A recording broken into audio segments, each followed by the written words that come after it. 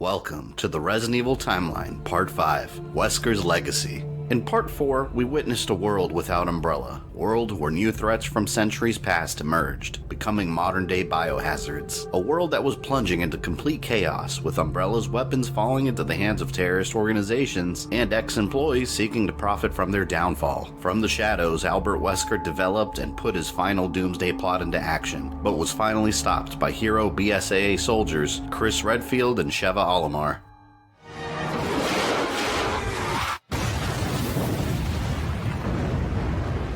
With the death of Wesker, the world was saved from global destruction, but the Umbrella black market was still very much alive, and there would always be someone to replace him. After their return from the Kajuju region, Josh and Sheva continued their work with the BSAA's West Africa branch, and Jill was taken off the field in order to ensure her rehabilitation. And the BSAA began studying her exposure to the various viruses she had come into contact with, and the after effects of the P-30 chemical Wesker had used to control her. She was eager to be back on duty, but understood the importance of having to be kept under temporary lockdown, often sending emails to her close friend Barry Burton complaining of the boredom. Soon after, the BSAA held a press event honoring the heroes that destroyed Wesker. Chris was awarded a medal for his bravery, but all of the horrors he had faced over the years and friends he had lost came rushing back. Agent Redfield saw the worst of what mankind is capable of. In turn, he exuded the best. Bravery, sacrifice, valor. It is a great honor that I now present this medal to Christopher Redfield with the gratitude of a nation and the world.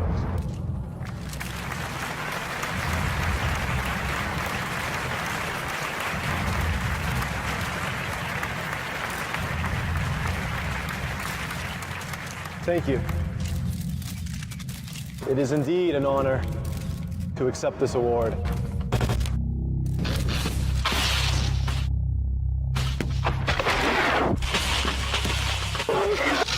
I would not be here if it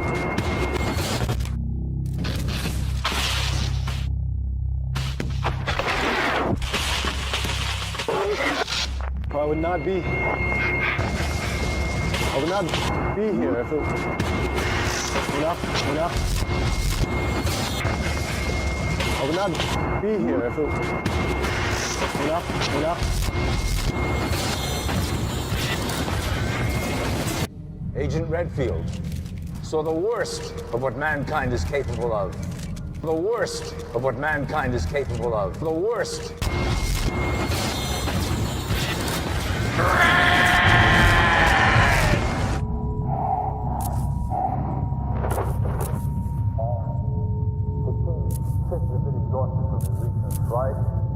I want to thank you all so much for attending. Thank you.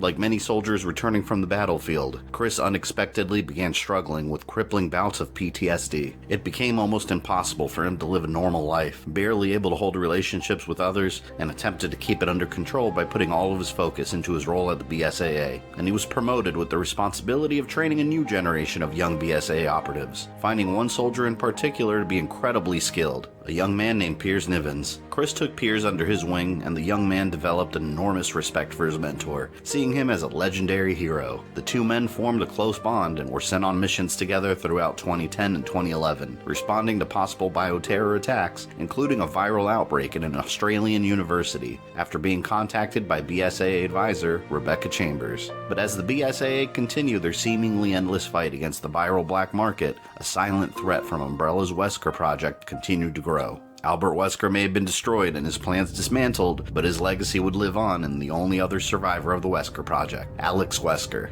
Raised alongside Albert and the other children under Umbrella's watchful eye, Alex also saw the signs of the company's eventual collapse and prepared to leave it behind for her own goals after the Raccoon City outbreak. At some point, she developed an incurable illness that weakened her body, and she was injected with the same T virus variant that Wesker was injected with, and it allowed her to survive as a normal human being. By the year 2000, Spencer had ordered Alex Wesker to research a method for him to gain immortality, and ordered her to a secret location to conduct experiments for him. In 2006, she fled with her own men, after stealing Umbrella's resources, and created her own base of operations, on an island in the Baltic Sea. The mysterious island wasn't listed on any maps, and most of the inhabitants were of Russian descent and living in poverty. When Alex arrived, she promised to use her resources to reopen the mines on the island, and bring back employment opportunities. For years, the island citizens saw her as their savior, and they hoped she would bring them a bright future. In reality, Alex was a Wesker. She used the employees she hired to work in the mines as personal test subjects to develop the T-Phobos virus, turning them into bioweapons. Unlike the rest of the T-virus variants, T-Phobos reacts to the host's mind, activating only when coming in contact with the chemical created in the brain during bouts of intense fear. If the host experiences no fear or panic, the virus causes no harm.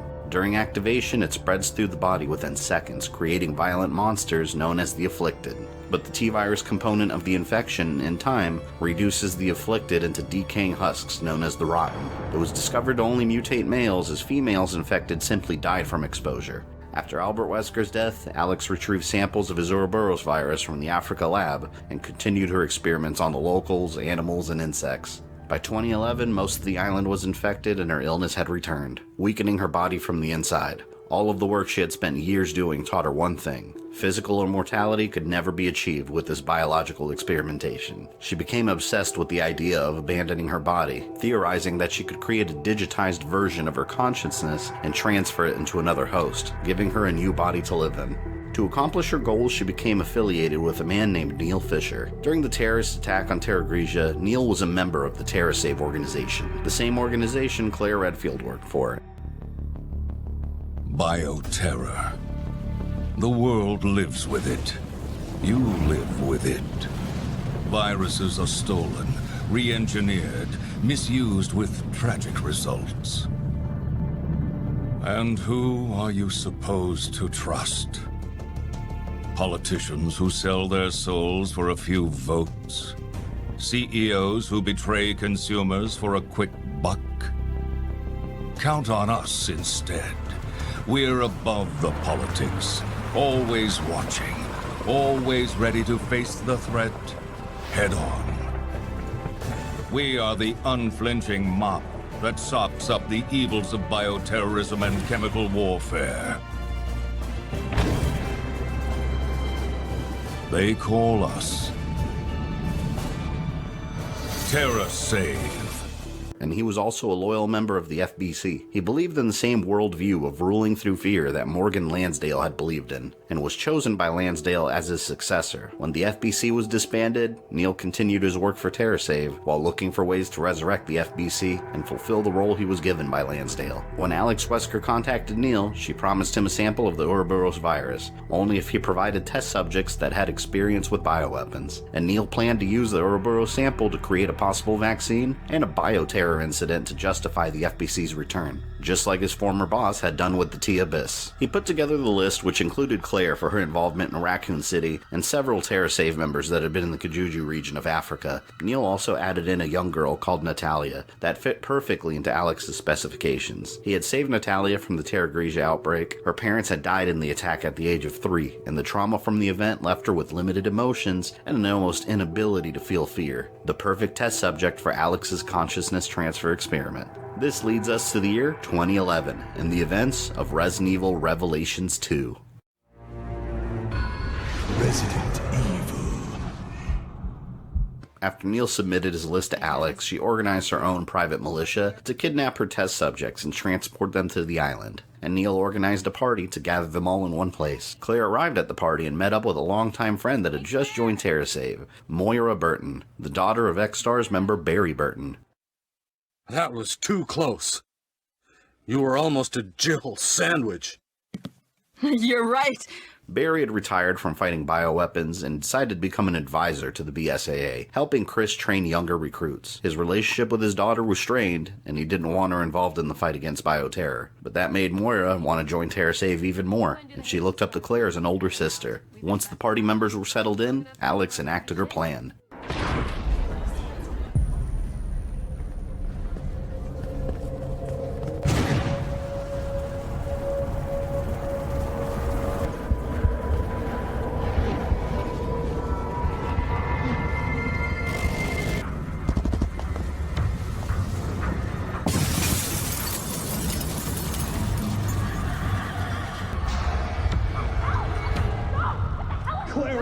field. You're coming with us. No! There must be some kind of...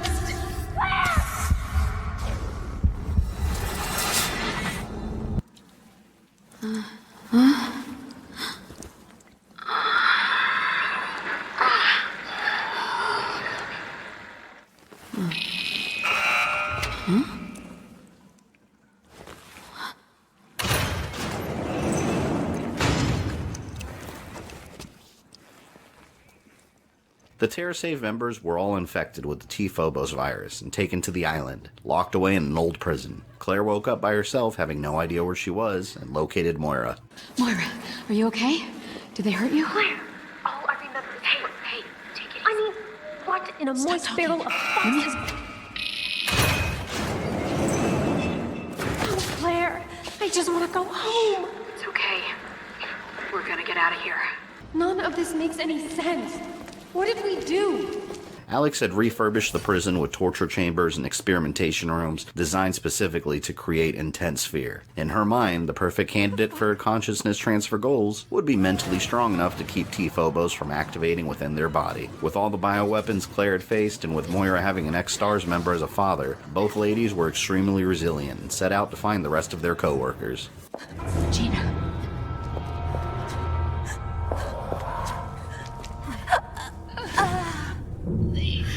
Little eyes. Oh, God. Did you know her? Yeah. She's with TerraSave. Most of the kidnapped TerraSave members, along with locals from the island, had given in to their fears and had mutated into the violent and crazed Afflicted, and Claire was forced to become Moira's protector. But the young girl was terrified of guns and refused to handle one. As a child, along with her younger sister Polly, she found some of Barry's guns that weren't locked away and started playing with them. But the gun accidentally went off in Moira's hand and she wounded her sister. A furious Barry yelled at her and rushed Polly to the hospital. Polly survived the wound, but the event traumatized Moira and it created a rift between father and daughter. After making it outside, the two of them found a radio tower and attempted to send a message for help to the outside world. Fuck! Is anyone picking this up?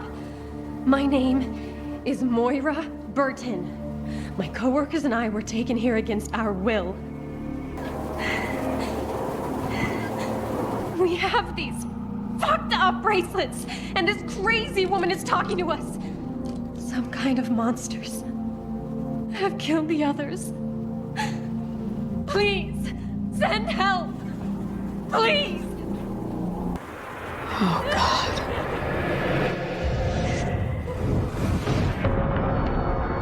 This place. Hoping that the message would reach someone, Claire and Moira continued exploring the island and looking for a way off. But they weren't the only survivors. Neil was still alive and well, waiting to receive his Ouroboros sample from Alex, and was working together with other TerraSave members to survive the horrors of the island.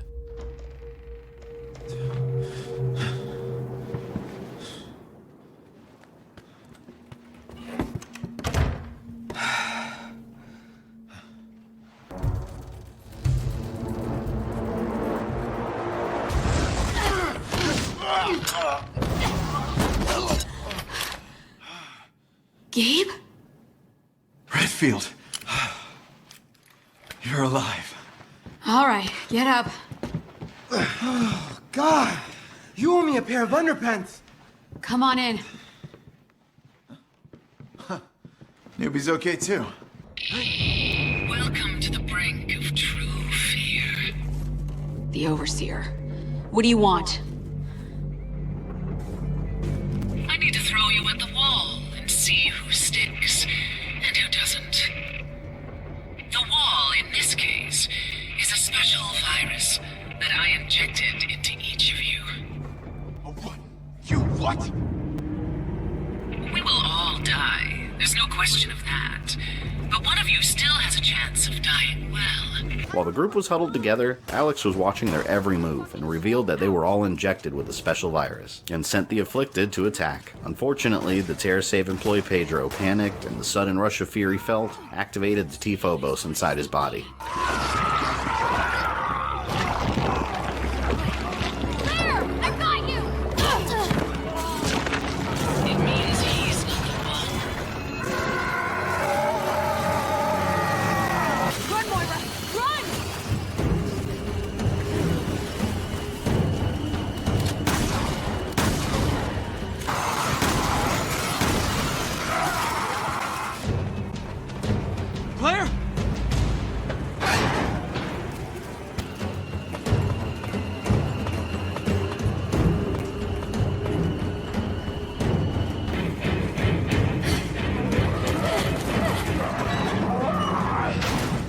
After escaping with their lives, Claire and Moira traveled together with Neil, playing hero, and pretending to be completely clueless to Alex, who was now calling herself the Overseer. Moira, I don't think you actually met Neil. He's our boss. Neil Fisher. You're Barry Burton's girl, right? Your dad's in the BSAA? Do me a favor, and don't put Barry and me in the same sentence. The Overseer monitored the entire island from the top of a huge tower, and Claire knew if there was a chance to escape, she would have to confront her. But they were attacked by infected animals, and Neil separated from them, telling them to get to the tower. The path to the tower was littered with dangers. The inhabitants of the island, infected and tortured, showed nothing of their previous humanity, armed with an incredible urge to kill. And Claire and Moira got a glimpse of another survivor. It was Natalia, the little girl that Neil had added onto the list for Alex. Wait! It's okay. Don't be scared. What's your name? Where are you from? Did that lady put you here? Where are you? Whoa, down, Claire. Let me talk to her. You must be so scared. I know I am. My name's Moira. See? We're like sisters. Everything's okay now. What's your friend's name? Come on. Okay.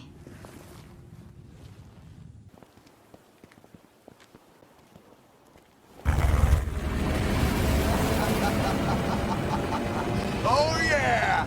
Hell yeah! Oversee this, bitch!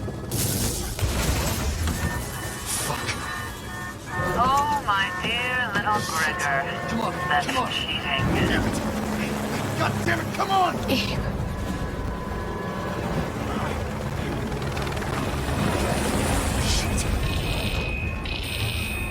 No.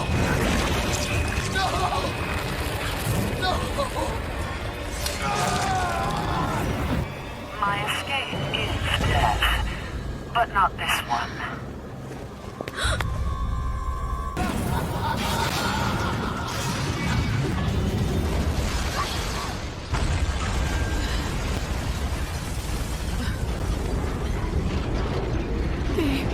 Shame about your friend, but you're tougher than he is.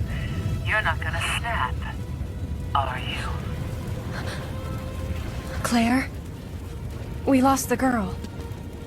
Claire and Moira had failed to keep Natalia safe and found themselves constantly being taunted by the Overseer and struggling to survive multiple death traps, attacks from Afflicted, elaborate situations purposely designed to cause the maximum amount of fear.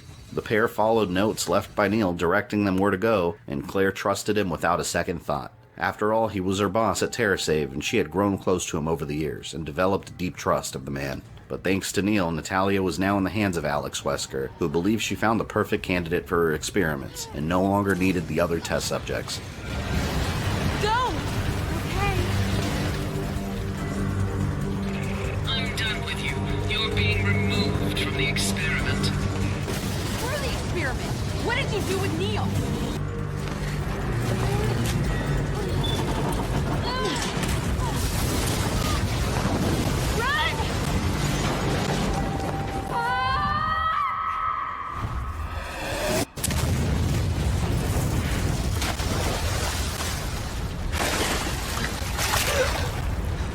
Claire and Moira survived the explosion. They snuck through the sewers and now had the element of surprise on their side. But the sewers were also home to an old man native to the island. An old man that would later play a huge role in Moira's life. Ow! Who are you? What do you want? Put it down. Fuck me. Why don't you have a bracelet? Do I look like a woman to you? Holy shit, old man. You don't know what's going on? You've got to get out of here before it's too late. Never. I stay my home. Now go away. You people come to our beautiful island and take everything away. On the way to the tower, Moira suggested that Neil was acting suspiciously, but Claire refused to believe that the man she trusted could possibly be involved in their kidnapping. But they found Neil's notebook with the names of all the kidnapped TerraSave members inside, and video evidence proving his betrayal. He sold TerraSave out. Claire, I'm really sorry. Hey, look. isolated the best candidate. Good work. Now it's your turn to fulfill your end of... What did you... You wanted an Ouroboros sample, now you've got it. Lapdog. You don't know shit about me. I know you were Lansdale's puppet. When Velcro incited the Terra Grigia panic 7 years ago, the FBC was pulling the strings. The old man went down, but he was smart enough to pass the torch before he did. You played me. Because you're an idiot. You thought you could create a new terrorist threat to justify the FBC.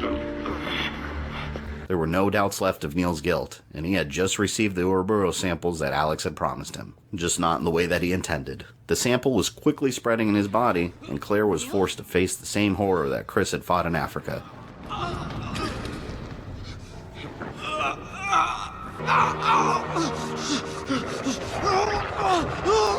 Get away from me! There's no bringing the FBC back. I failed Lansdale.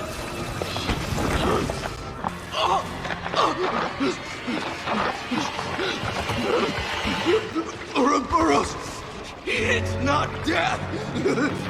It's power.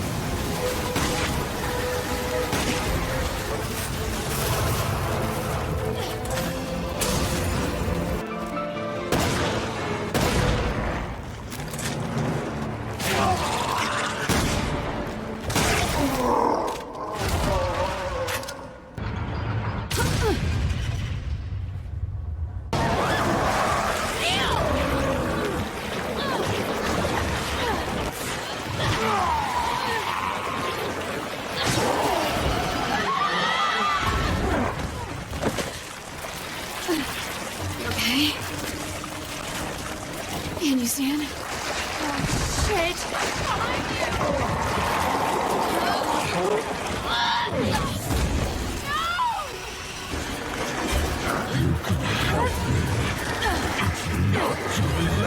There! Chloe, don't die! Oh my God! You're not supposed to be in here. How could you? Yes, so I told you that you went off! Vicky, don't call an ambulance. Moira!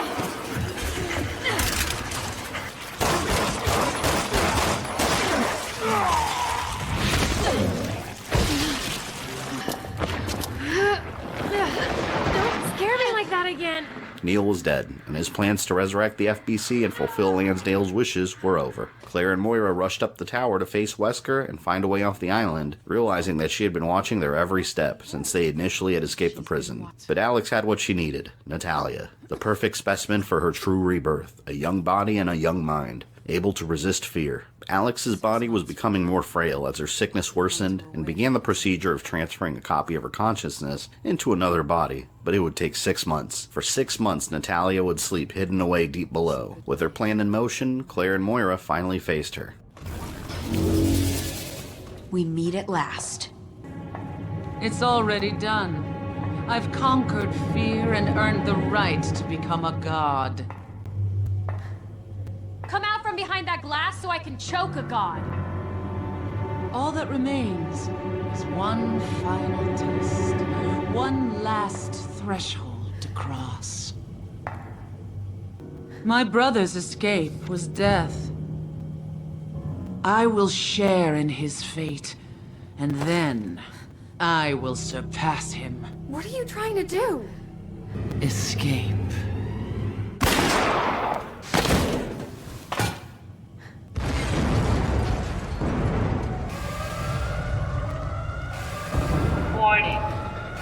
confidentiality protocols initiated. Alex Wesker had seemingly taken her own life in the hopes of waking up inside Natalia's body, but with her physical death, the protocols she had in place in the tower activated, beginning the self-destruct sequence.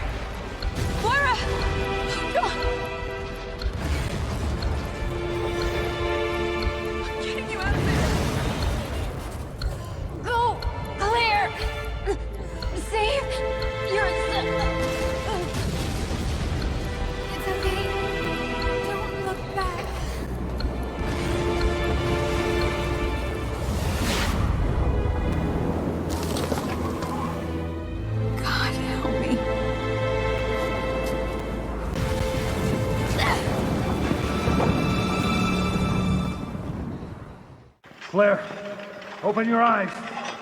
Claire, wake up! Claire. Barry? What happened to Moira? Was Moira with you? Oh, God. I'm so sorry. I tried to save her. I should have... Moira. Why, baby? While Claire recovered from her injuries, Barry refused to believe his daughter was dead, and worked with the BSAA to find the location of the island. And he was right. Moira had somehow survived the collapse of the tower. The old man they ran into earlier had found her and tended to her wounds. Hey! You should have done yourself a favor and died while you had chance, Kroshka. Great.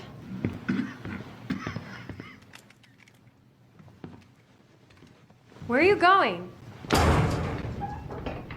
If you can move, leave. Trouble never comes alone.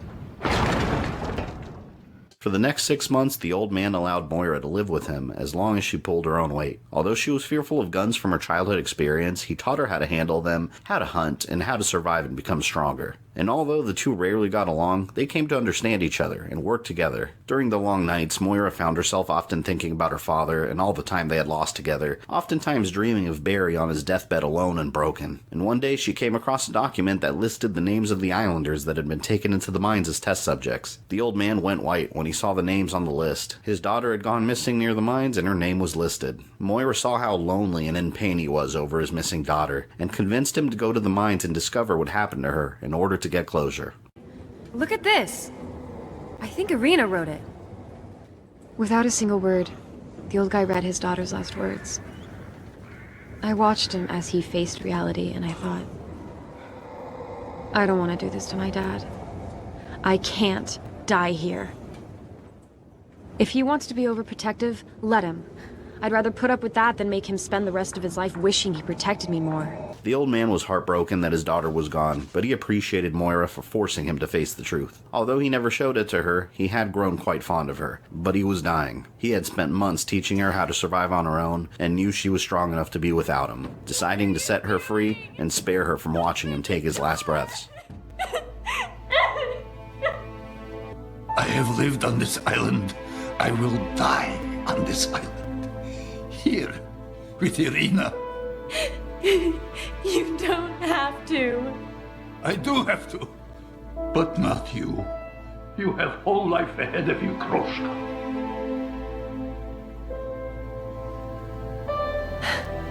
It's Moira.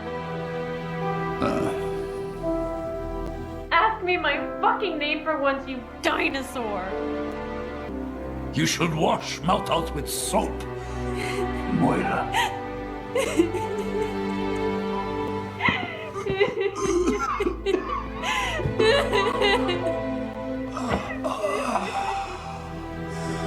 And my name is Yevgeny.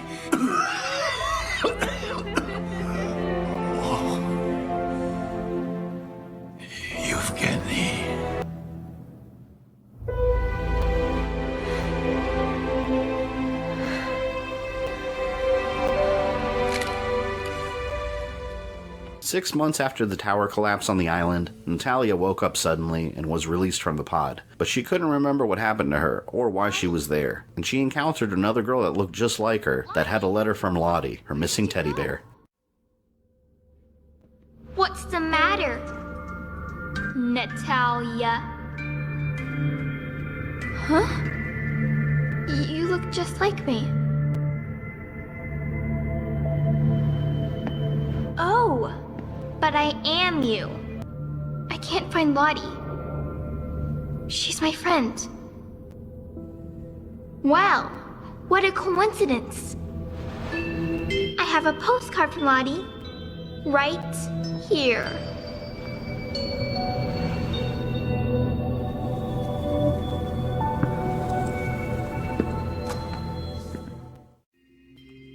Dear Natalia, why did you leave me behind? Don't you love me anymore? I'm all alone now. I'm so sad. I might tear my eyes out. I didn't leave her behind. I would never. Natalia left the pod and made her way through the island following the clues that Lottie left her so she could find her beloved Teddy. But this other Natalia was actually a manifestation of Albert Wesker's consciousness. Her experiment was a success, essentially creating a duplicate of her own consciousness hiding inside the little girl. And Alex's mind kept tempting Natalia to let her take control, but Natalia didn't trust the doppelganger and remained in control of her own body. Although the experiment worked, it wasn't perfect. Alex had expected that her consciousness would be completely transferred over to a new body, but her suicide attempt didn't work. She had experimented on herself using the T-Phobos, and she believed that she had overcome fear itself. But in her final moments right before pulling the trigger, she felt a rush of fear, enough for T-Phobos to activate within her body, and it triggered a mutation, twisting her body into a grotesque new form. She had survived and her mind was still inside, broken and existing in two places at once. The mutated Alex hid in the ruins of her tower and began developing a hatred towards Natalia, even dreaming of plans to put her to death. Meanwhile, Natalia followed the clues to her teddy bear, leading to the coast before the Alex personality went dormant, just in time to meet a new visitor.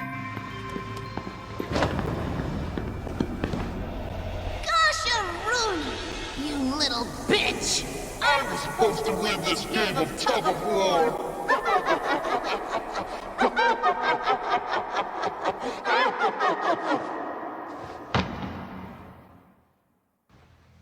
But there's still plenty of time to get under your skin. And next time, you won't see me coming.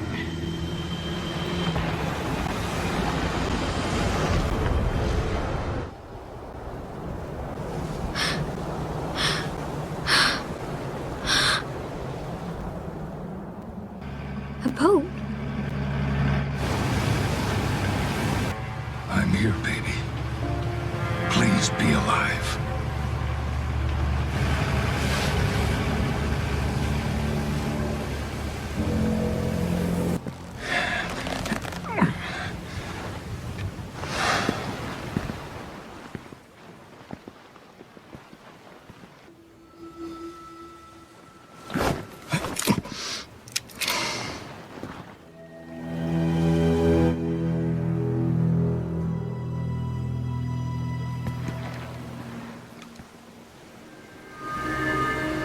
You stay by the boat, little lady. I mean it. I've got some grown-up stuff to attend to, but I'll come back for you later, okay?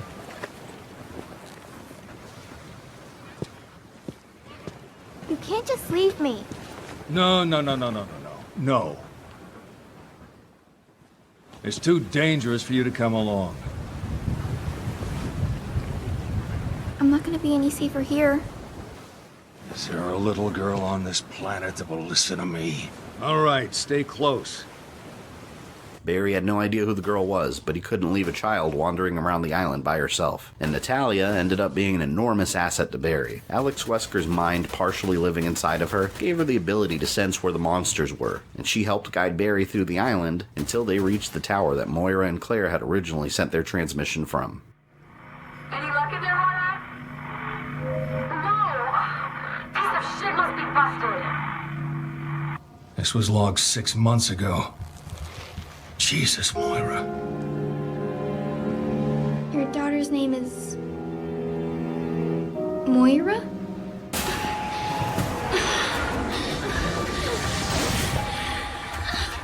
Hey, kid, you okay?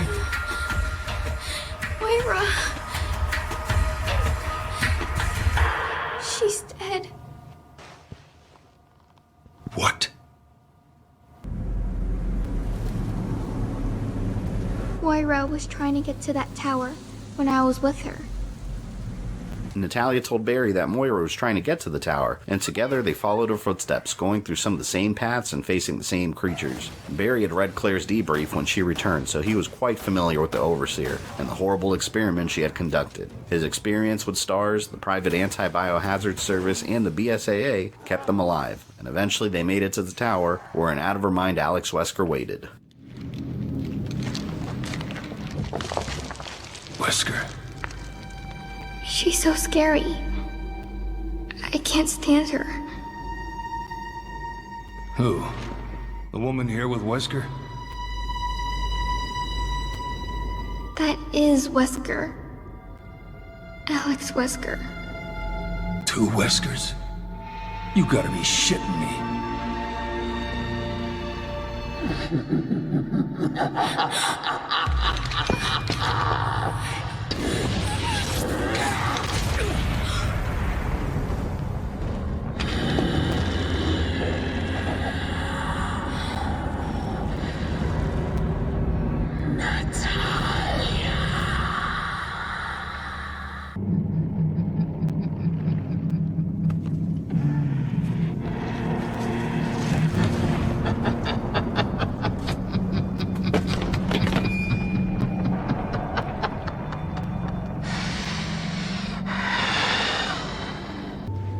Alex Wesker. It can't be the same woman. Where's Moira? What have you done with her? And the rest of them beneath a mountain of fear and despair. There's one more to kill.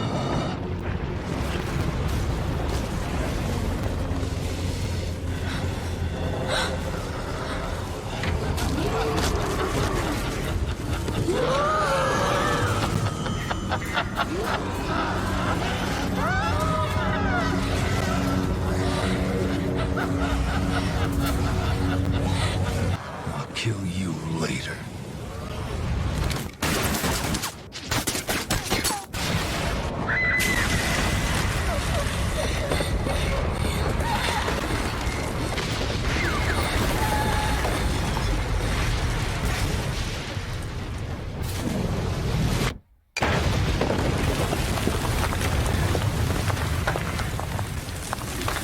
After escaping Alex and her monsters, Barry and Natalia made their way into the sewers, the same sewers Moira had stayed at with the old man, and found him by himself.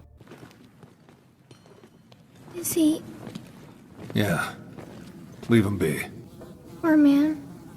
He died all alone.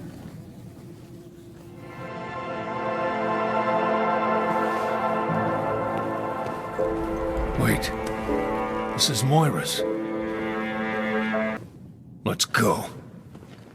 They left the sewers, explored the mines, and survived the monstrosities that Wesker threw at them, but no matter how far away from Wesker they got, she was still following close behind and tracked down Natalia in an angry rage, wanting the little girl to pay for the experiment that she had conducted herself.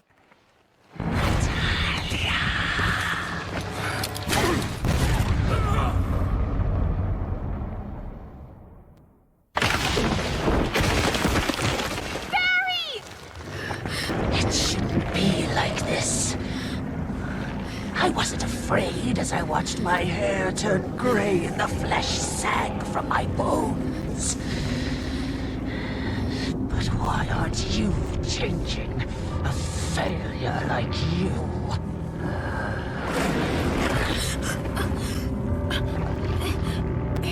I'll crush you with my bare hands.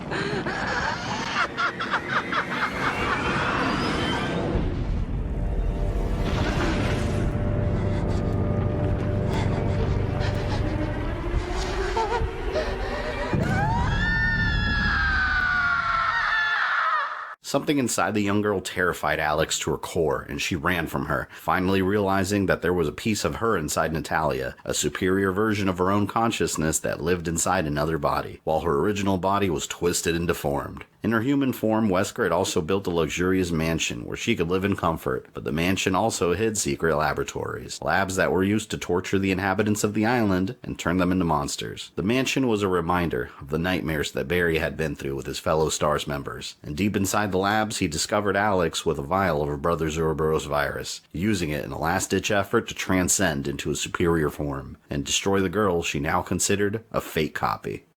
I have to destroy you!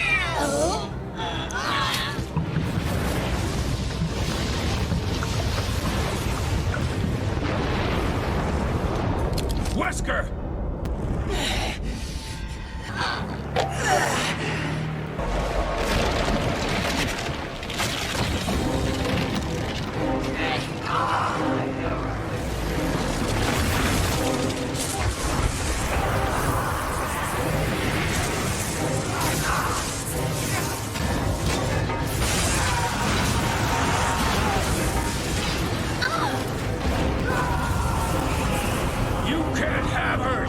Wesker!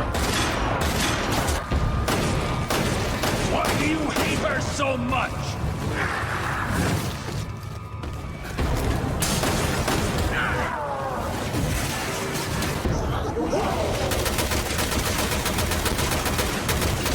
Natalia!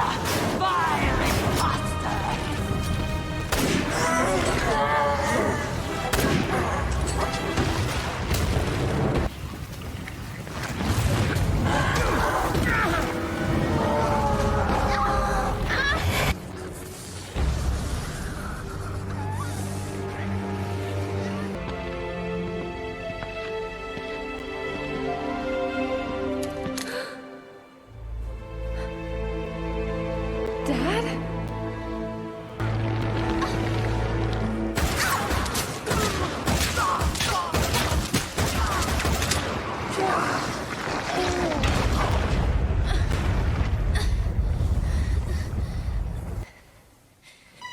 Moira!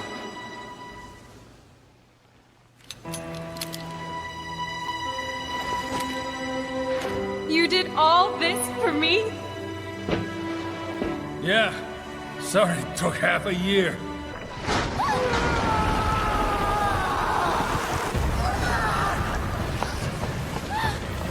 Here! Run to the ladder!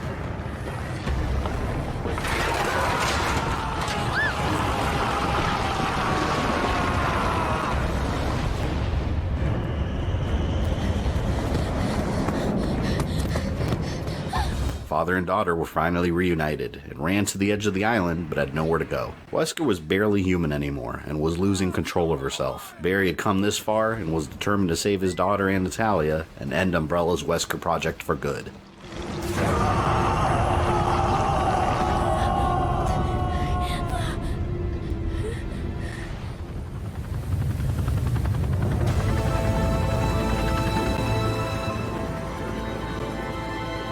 Oversee this, bitch.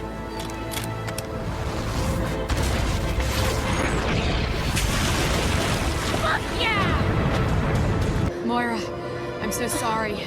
You were in trouble. And you came back with a chopper and a sniper rifle, and that's fucking awesome, so shut up!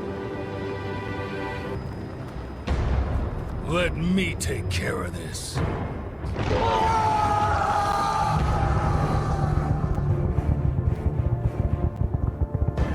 Are you sure you don't need me, Barry? I mean, Dad. I'll always need you. But for now, I have this. I'll cover you from the chopper! Come at me, she-Wesker!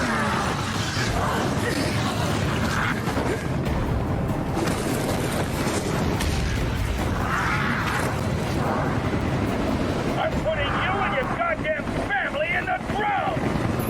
Stay away from her, Barry! I'll cover you!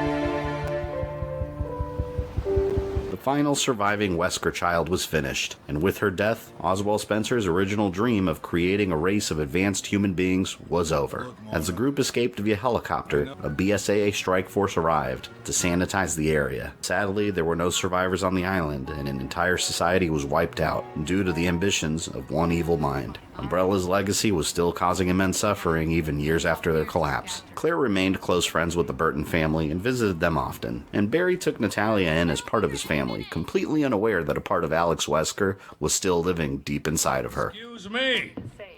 Hey, Paula, you see my jacket over there? Natalia, are you upstairs? Come on down and get ready!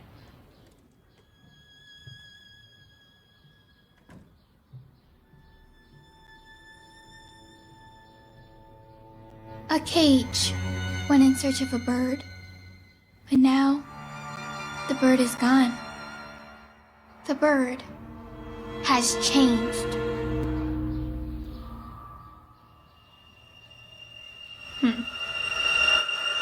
This ends the events of Resident Evil Revelations 2. While Alex Wesker was destroying an island full of innocent people, a civil war was destroying the Eastern Slav Republic, a country created when the Soviet Union was dissolved. After the Republic formed, the division between the rich and the poor became wider and wider, and the wealthy prospered under the government's rule. Eventually, the friction exploded into war, and armed freedom fighters fought back against the government, forming a rebellion led by a group of elders. The country gained its first female president, Svetlana Belikova, and she offered a ceasefire in 2010, but the peace didn't last and the war continued through 2011. Rumors began spreading that monsters were witnessed on the battlefield and fighting in the war, which triggered the US government to send in Agent Leon S. Kennedy to investigate the use of bioweapons, something considered highly illegal in most civilized countries. This takes us to the events of Resident Evil Damnation.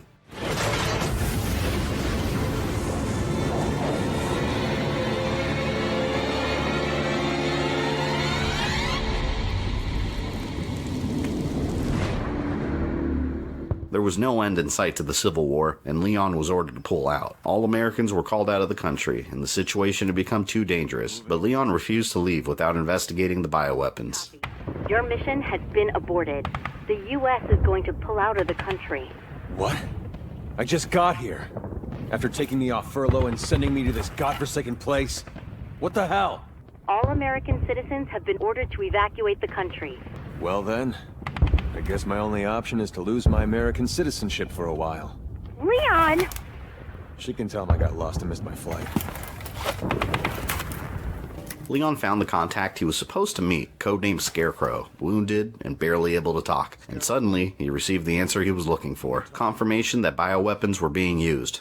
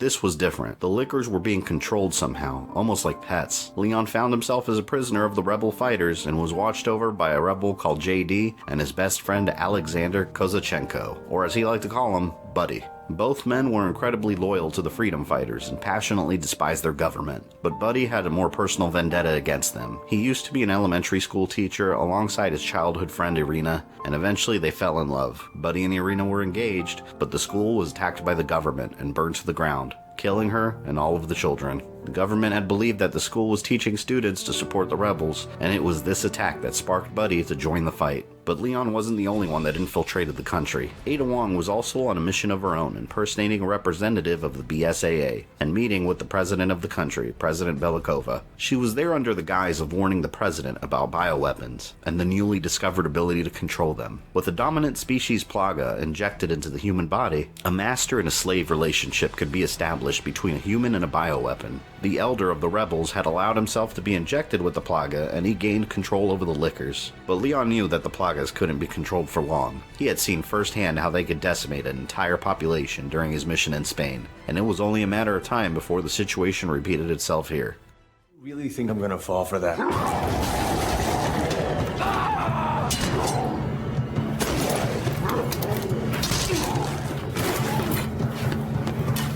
Don't kill him! That's one request I can't grant. Mr. Jacob! He was my teacher! It was him or me. And don't forget, he wasn't your teacher anymore.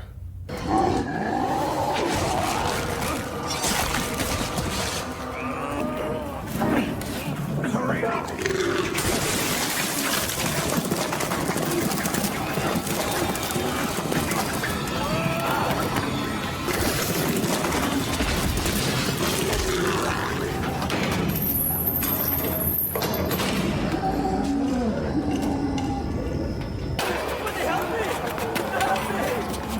What's happening? Help!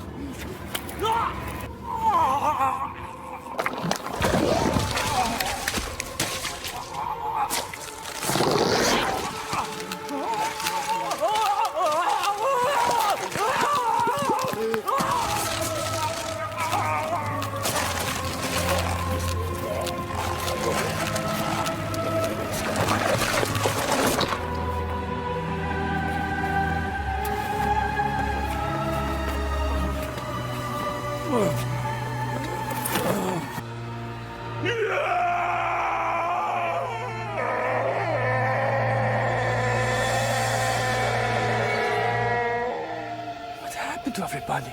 Leon escaped with JD, and they both witnessed a government soldier being placed under Plaga control. The entire town was being taken over, regardless of military affiliations. With the elder of the rebels dead, they needed a new leader, and Buddy decided to fulfill that role. But he needed to retrieve the control Plaga and inject it inside his body so he could control the lickers. JD didn't know Leon very well, but he let him go as long as he promised to stop Buddy from getting the parasite. JD had seen what they can do now, and he didn't want to watch his best friend become a monster. I don't want to see him change into a monster. I'm going to pretend you escaped. In return, you must get a hold of it before he does. I don't know who or what you are, but I do know that you saved my life. You'll find him in the central marketplace.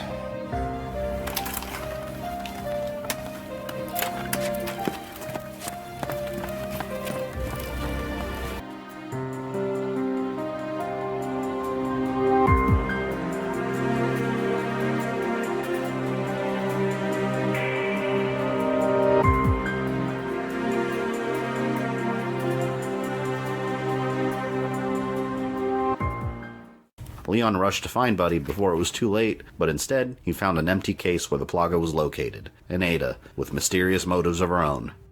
Looking for someone?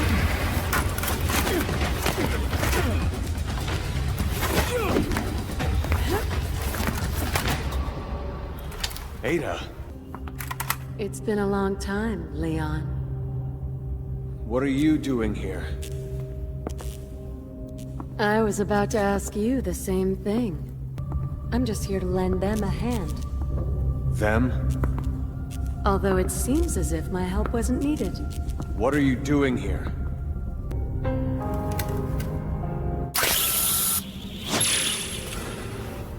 Quick word of warning, this town will be purged soon! The church where Leon had left JD was being attacked, and he made his way back in. He found JD surrounded by bodies, and he stood his ground. The young man had fought off these new ganados while they surrounded him, but he was no longer the same. Buddy! You're still human! JD! You! What have you done? No! He's not our enemy! He's... Fine, just go! It's time to say goodbye.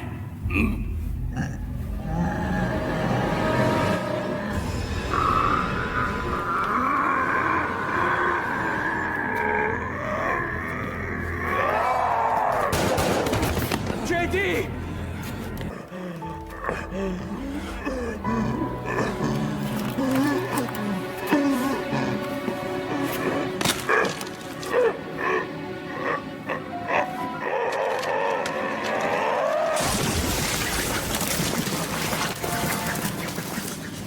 I was looking forward to showing you America. Buddy had just witnessed his best friend's death and swore the government would pay, and planned an attack on the palace the next day. In the meantime, the president had investigated Ada's background and discovered that she wasn't actually a BSA agent, and confronted the spy.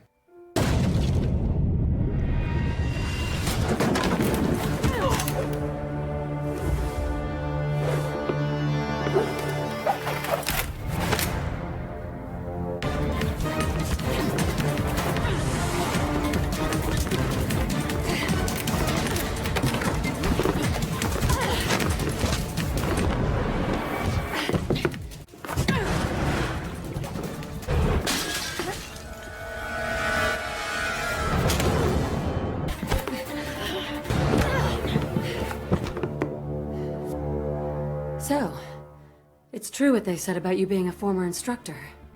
Former? I still am an instructor.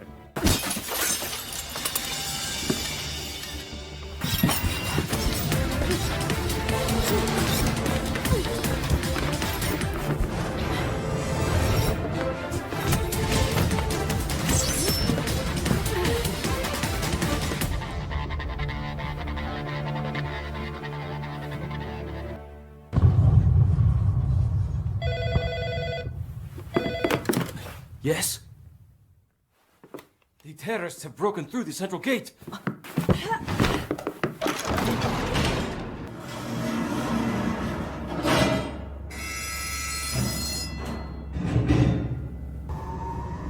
Now that's impressive.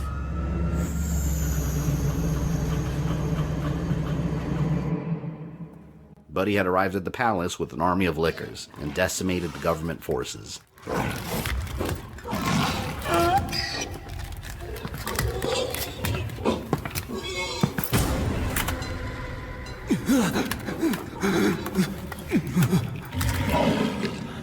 Sorry, but I don't have time to stay and chat right now.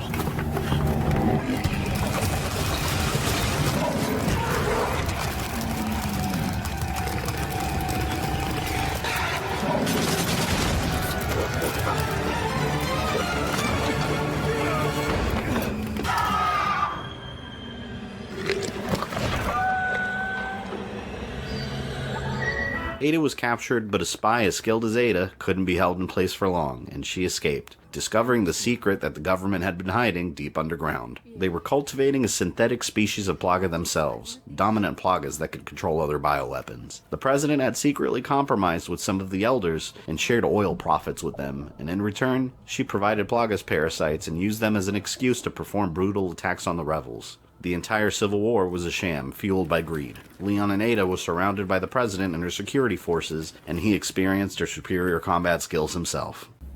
Who is he? I don't know. He's an American agent. Well, now that we got that out of the way... You'd better watch out. That old broad's got a bite worse than her bark. Say what?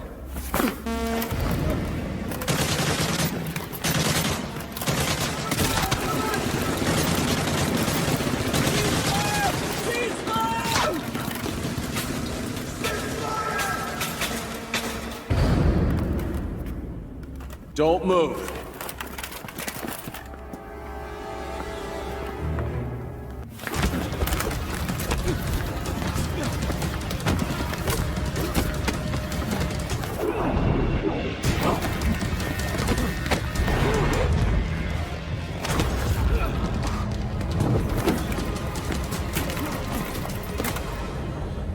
So that's what Ada meant.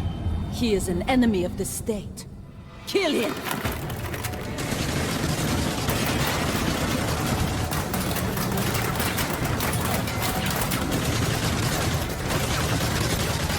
Buddy had finally made his way to the underground portion of the palace with his lickers after fighting his way through the palace and let his pets loose on government forces. But the government had also been dealing in the underground black market, and the president authorized the activation of her Mr. X tyrants. And like most tyrants, they still had their power regulators in place to keep them from mutating and going berserk.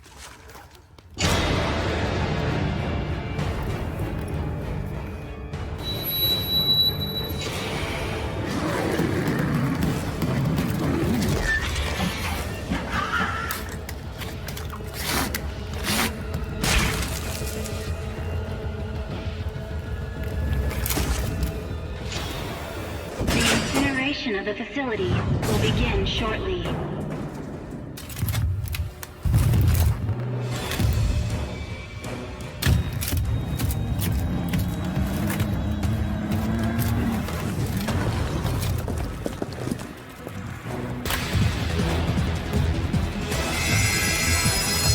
Why is it doing that? You owe me one.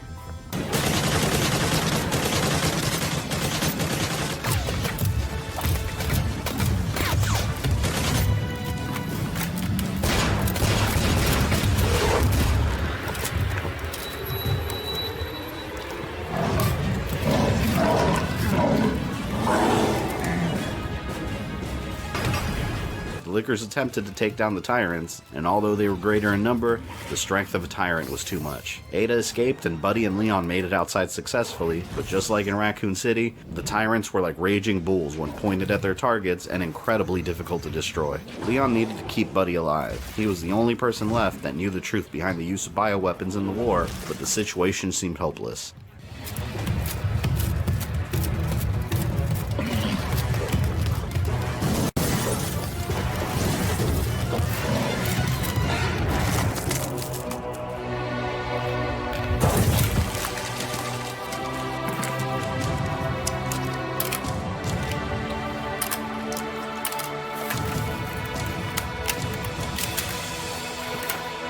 Nice work, pal.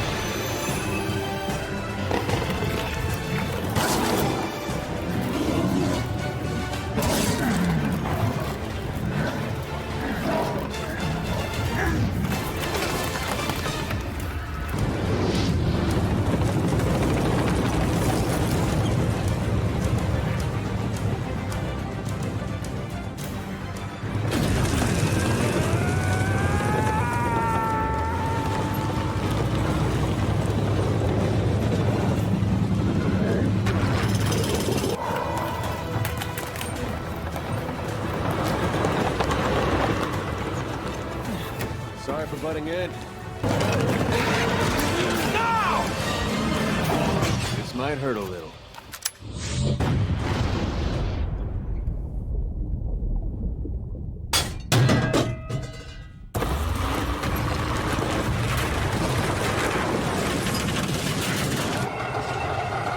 More tyrants were coming, but the US and Russian governments had arrived, intent on stopping the Civil War once and for all.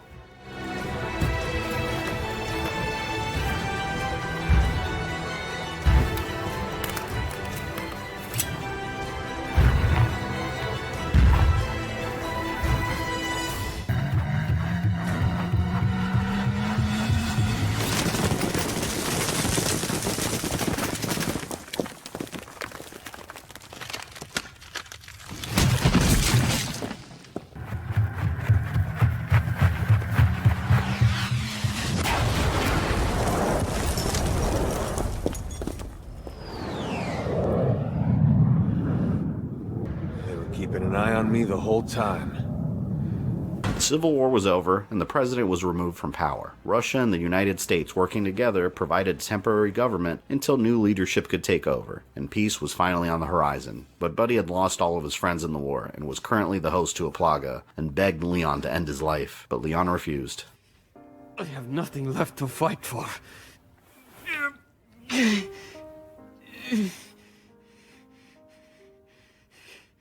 Kill me. Please! I don't want to change into one of those monsters!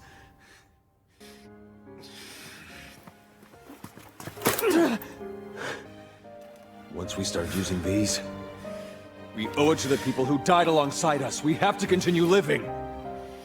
Even if it means living the rest of our lives without the use of our limbs. That is my answer. And your answer. Buddy.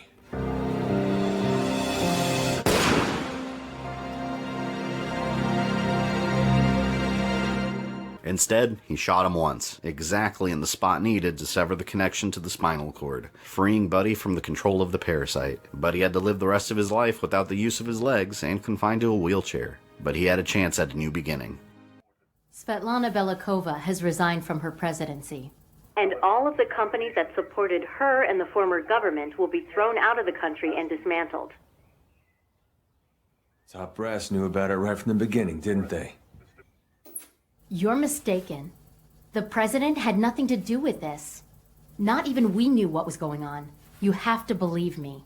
Leon, don't... I'm not going anywhere. In the end, nothing's really changed.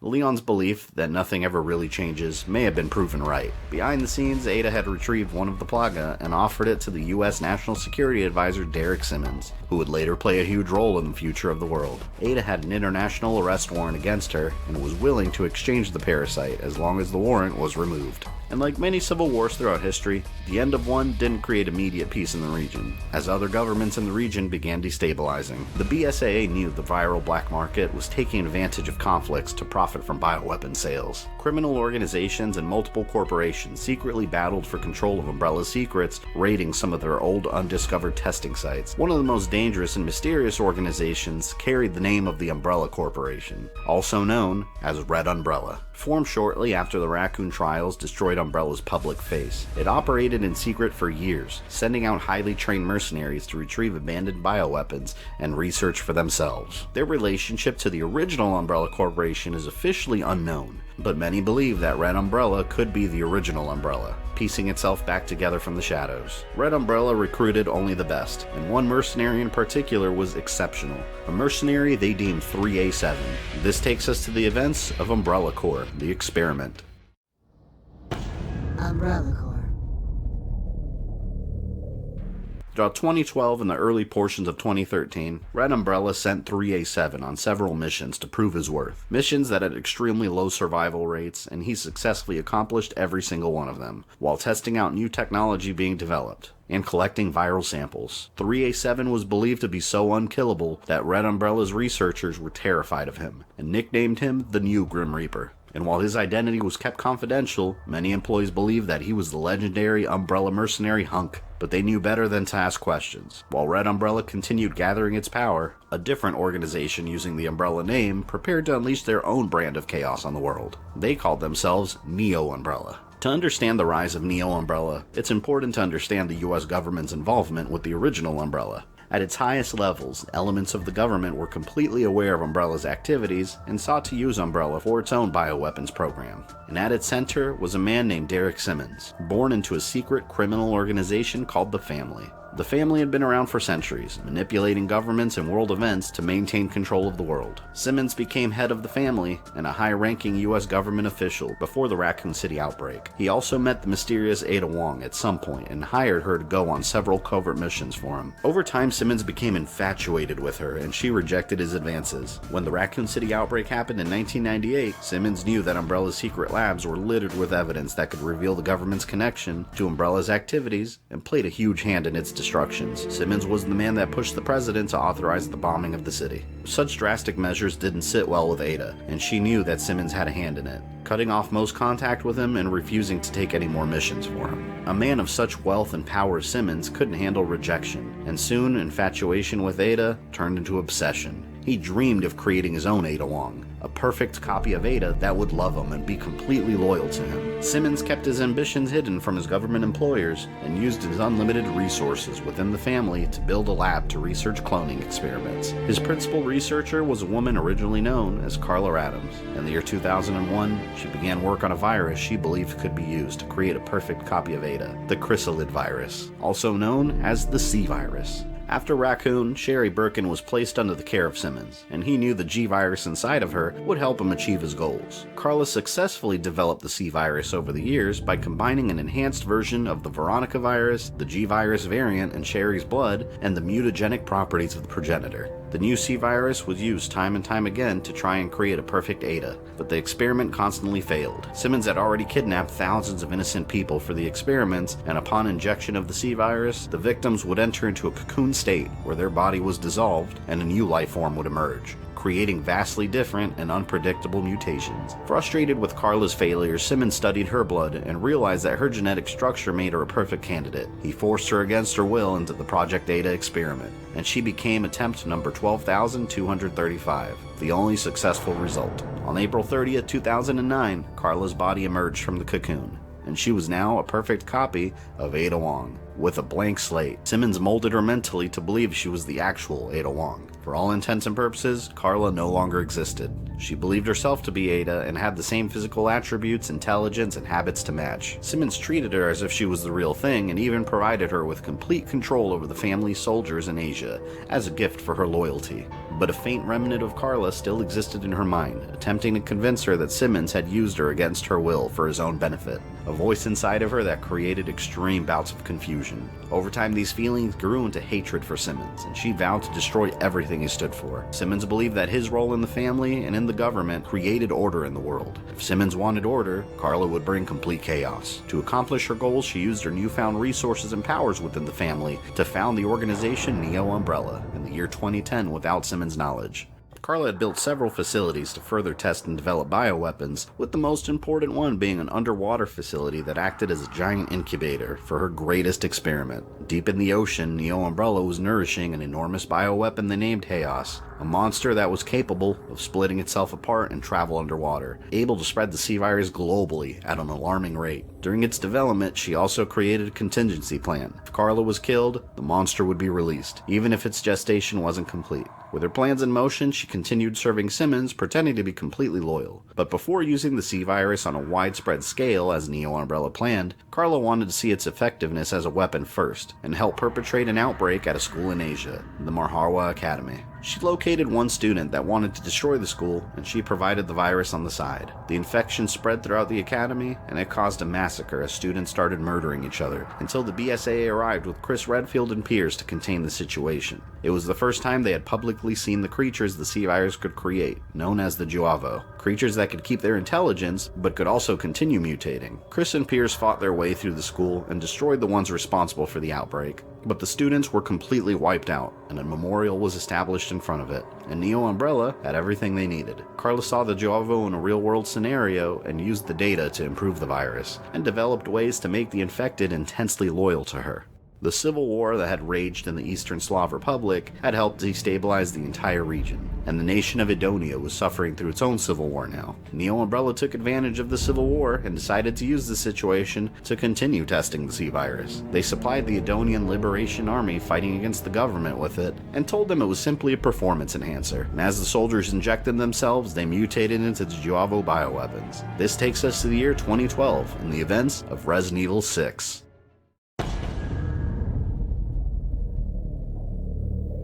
One mercenary called Jake Mueller, hired to fight for the Liberation Army, injected himself with the C-Virus just like the rest of the soldiers, but it had no effect on him, unlike the rest of them. Unknown to him, he had just become the most important person on the planet. Jake was actually the biological son of Albert Wesker. In the early 90s, an Edonian woman had emigrated to the United States and formed a relationship with Wesker, while he was still under Umbrella's employ. But the relationship ended, and she returned home where she gave birth to Wesker's child. Wesker never had any idea that he had a son, but Jake had inherited his father's genetic gifts, and his blood was special. Jake trained and became a mercenary for hire to support his mother, who was chronically ill, but eventually she did pass away, and he focused his entire life on doing jobs for hire. After Jake injected himself with the C-Virus, it had no effect due to his body's ability to create antibodies to counter it. The legacy of Albert Wesker, the man who once tried to destroy the world, was now the one thing that could save it from destruction. And Sherry Birkin, grown up and in her mid-20s, was sent in to find him. After Wesker's death in 2009, she was offered a chance to be free of her protective custody as long as she became an agent of the US government's Division of Security Operations. Sherry knew firsthand how dangerous bioweapons had become and agreed to fight back. Did you take your dose? Yeah. If you want your own head, you gotta sign up with the lady downstairs. Wouldn't recommend it, though. No question. You've got the antibodies. Thank you very much. Wait, what? You could be the key to saving this world, Jake Mueller. Save myself first.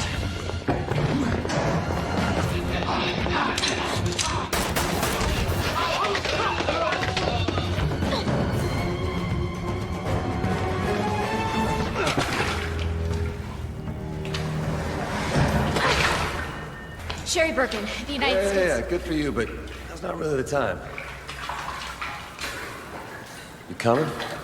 Jake and Sherry fought their way through the chaos of the war-torn area, and she had to get him out of the situation alive. And the use of bioweapons in war didn't go unnoticed by the BSAA, and they had boots on the ground. Chris Redfield led his men into battle against the Joavo alongside Pierce. He was running recon, alone.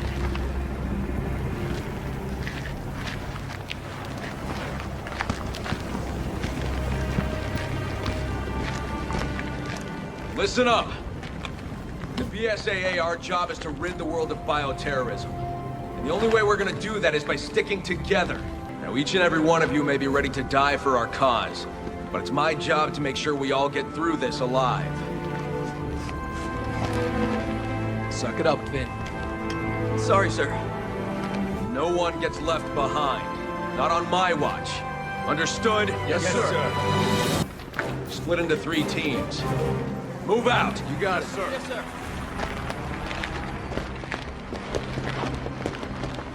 You're the rookie, huh? Yes, sir. Finn McCauley, sir. I know you're nervous, Finn. The team's got your back, okay? Yes, sir. I'll give this everything I've got. Enemy fire! Enemy fire! Alpha team, engage!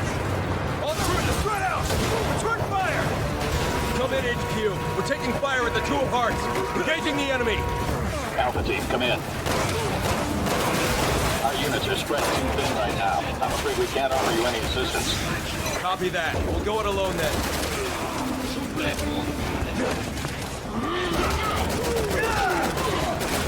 The BSAA was operating separately from the US government, so they had no idea there was an agent in the field protecting a mercenary, firing indiscriminately on them. From a distance, they appeared no different than the Joavo. I'm not here to hire you. What? Why are you here? Your blood. What, are you the Red Cross or something? No, listen, those things that attacked us. They were all exposed to a new virus called the C-Virus. The same strain that you just took a dose of. It didn't affect you because you've got the antibodies. Right now, we're racing against a global bioterrorist attack, and we needed a vaccine yesterday.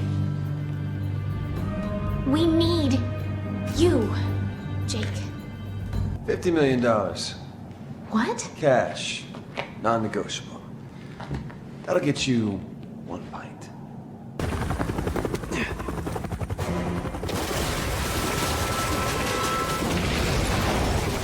What the hell? not one of those roided out freaks, you morons!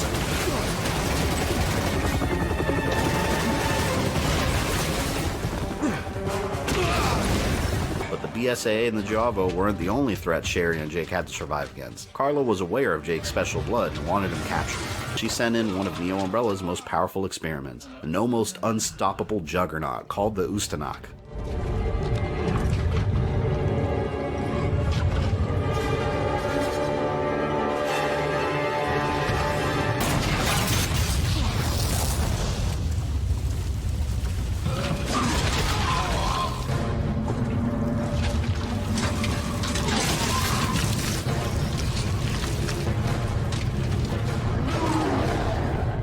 Okay, we go with your plan.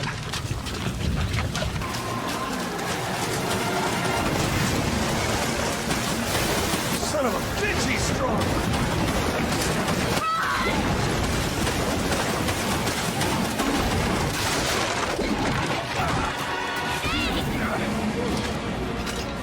It's always something with women!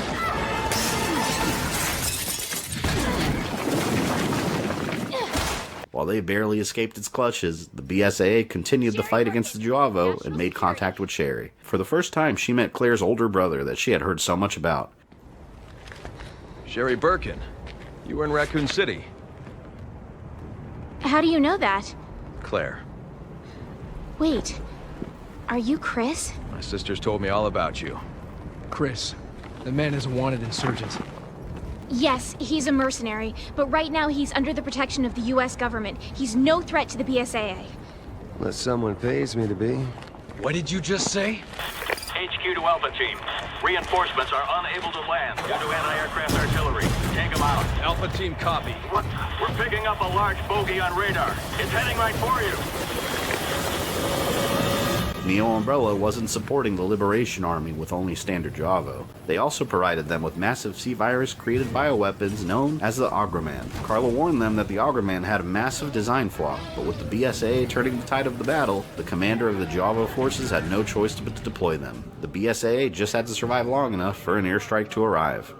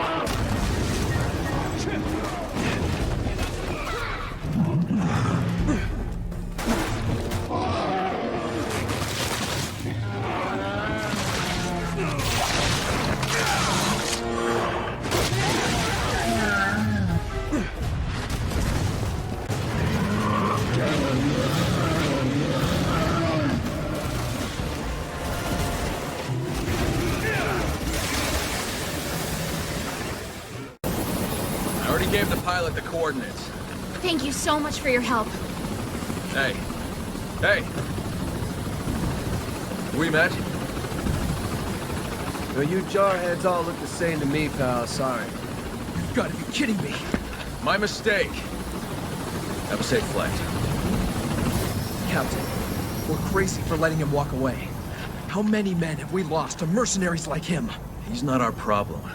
We can't lose sight of the BSAA's mission.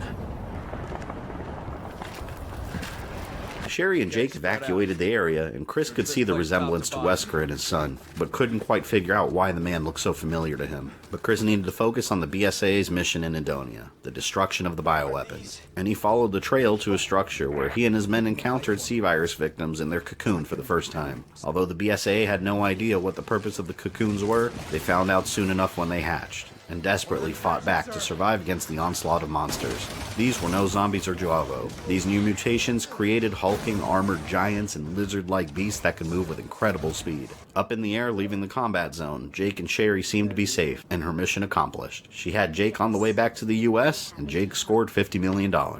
But the celebration may have been premature. The Ustanak they had defeated returned.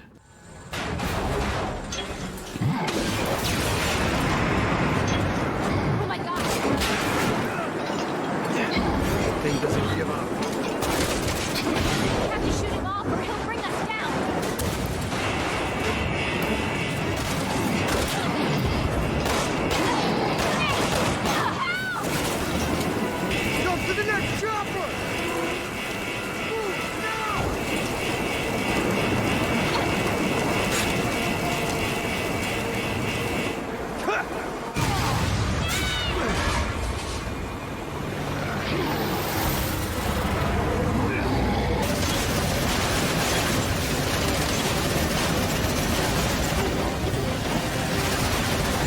locked onto us! Get your own helicopter, asshole!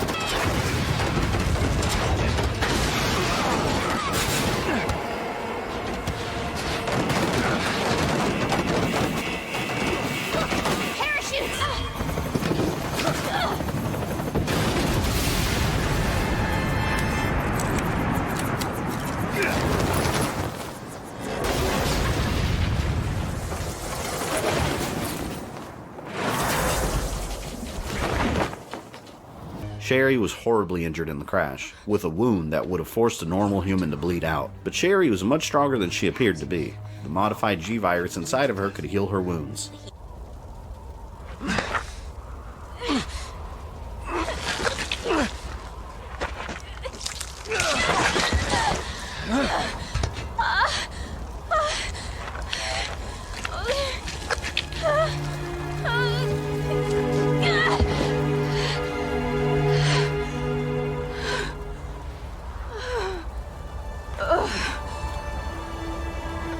What the hell? You want to tell me what the hell just happened? Long story. Yeah, maybe it's your blood they should be testing for vaccines. They already did. More than I can stand. A snowstorm in the area was picking up quickly, and they took shelter in a nearby cabin. And Carla's forces weren't far behind, looking for Sherry and Jake specifically. So, you always been like that? You know, the whole healing thing? My dad was a scientist. He was working on BOWs when I was exposed. Luckily, I was treated with the vaccine before it was too late. But the virus adjusted and adapted. It's been a part of me ever since. What happened to your father? His research killed him. By the time he died, his body had mutated so much, he wasn't even recognizable. I'm sorry. I didn't mean to... That's all right. The people who saved me, Leon and Claire, are the closest friends I've ever had. Claire is that BSAA guy's sister, right? They risked their lives for me back in Raccoon City. I guess I'm still just trying to live up to their example.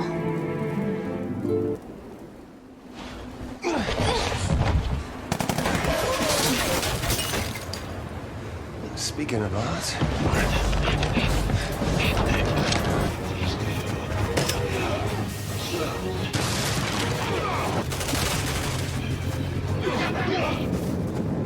Told them to keep the noise down. Punch it before we get buried alive!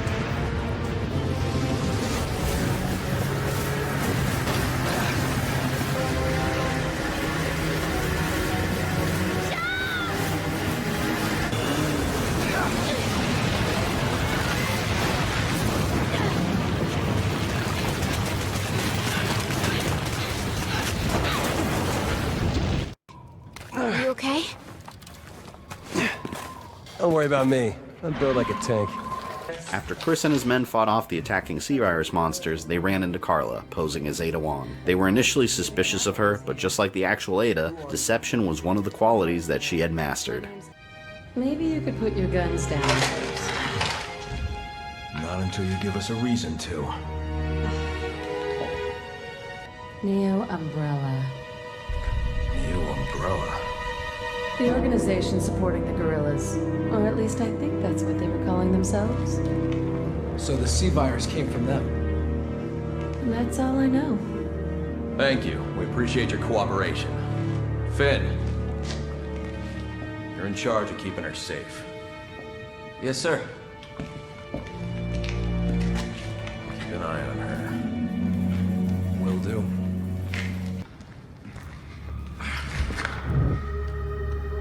The woman, she's gone. Finn! I don't know what happened. She was here a second ago.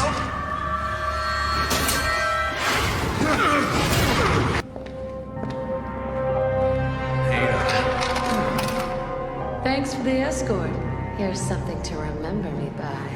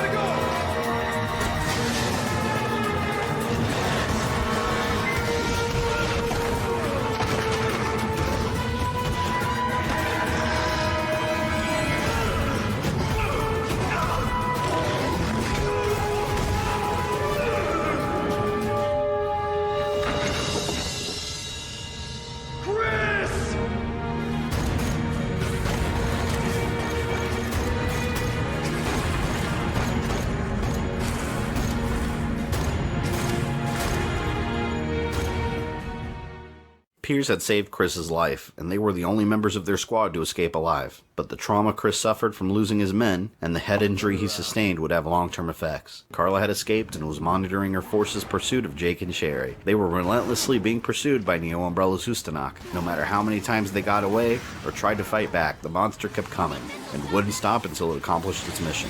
Even when it seemed that it was dead, Carla made sure that Neo Umbrella would get its hands on Jake.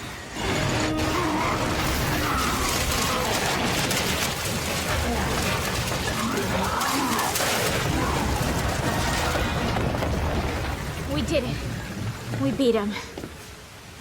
Just barely.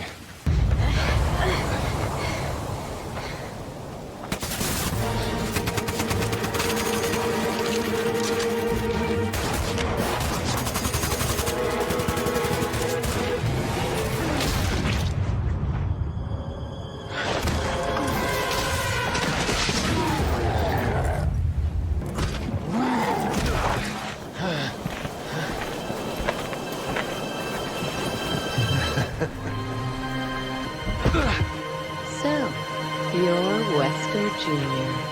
Wesker? You lost me. Albert Wesker was a colossal imbecile. A fool who tried to destroy the world.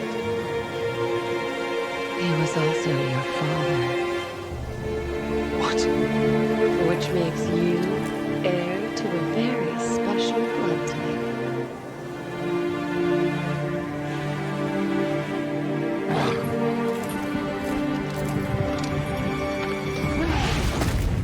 Neo Umbrella took Jake and Sherry into their custody and transported them to one of their detention centers in China, where Carla would continue studying Jake's blood and investigating how it could be used to improve the C-Virus. They spent months locked away and being experimented on while the world was preparing to change. The President of the United States was a man named Adam Benford, a close friend of Leon S. Kennedy, and he was also the original government agent that recruited him.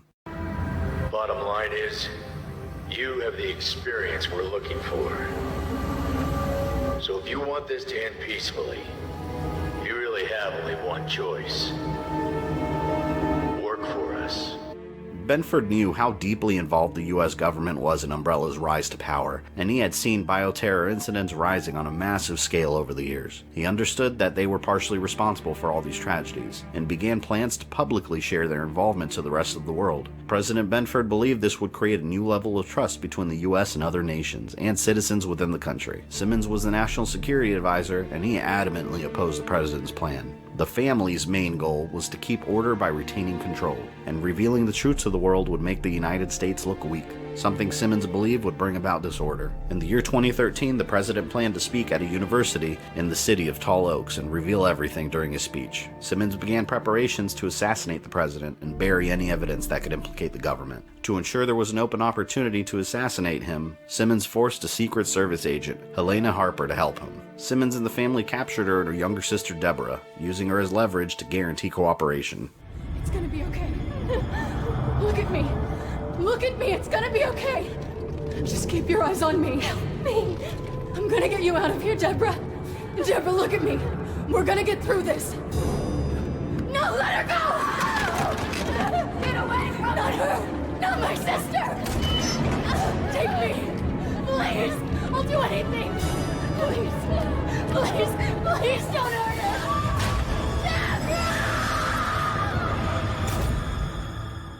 Helena agreed to help, and her sister was taken away. And on June 27, 2013, days before the planned assassination, the real Ada Wong received a communication from Carla, under the guise of Simmons, telling her that something she may be interested in was found in a Neo Umbrella submarine. With her curiosity piqued, Ada decided to head to the submarine, and found an area being protected by C-Virus infected Neo Umbrella troops. I suppose I could go introduce myself, but I don't want to fall behind schedule.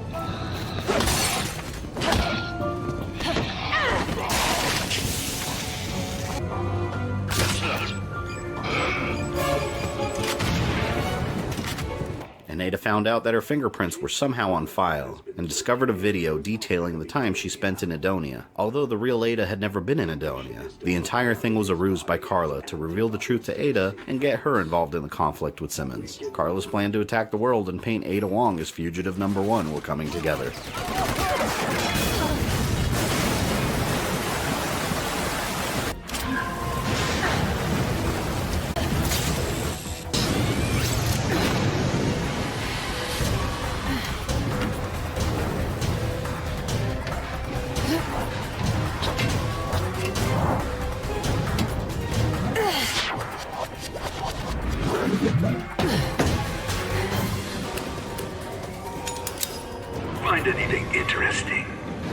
recording from 6 months ago.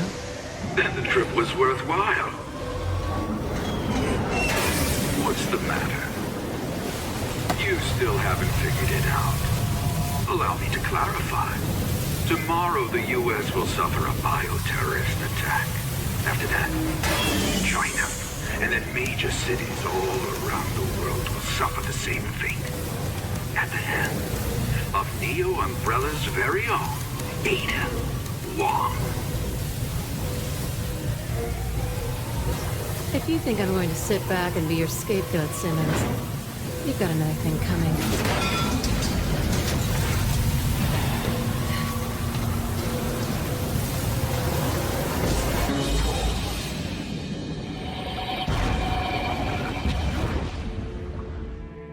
June 29th, 2013, the day of the attack. Simmons had been perfecting his assassination plan to perfection, and had placed bioweapons strategically in the area before they hatched. C-virus mutations that were capable of dispersing gas that turned victims into the undead. When the creatures hatched, they spread their gas, and anyone that inhaled it was quickly infected, as panic spread through the city. Simmons ordered Helena to report a false assassination attempt over the radio, which forced the president to move to a different area, where he became a victim of the fog. But Helena was wrecked with guilt over what she was forced to do, and rushed to the university to tell them the alert was fake, finding Leon on the way and telling him the president was in danger. The two of them rushed to save the president, but it was too late.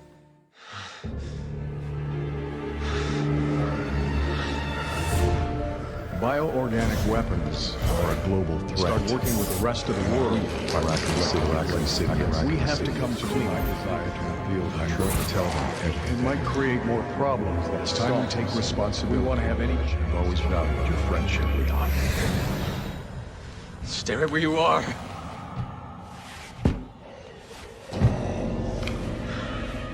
Mr. President! Don't make me do this.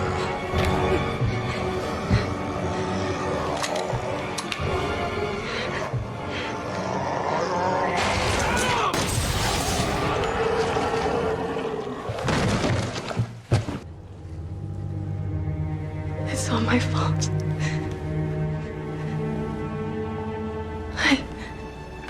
I did this. What are you talking about?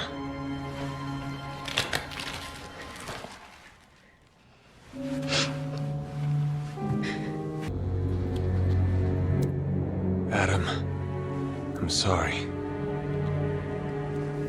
Leon was forced to shoot his longtime friend, and the majority of Tall Oaks was infected. It was Raccoon City all over again. Just like Raccoon City, Leon found himself unable to save the people who needed help.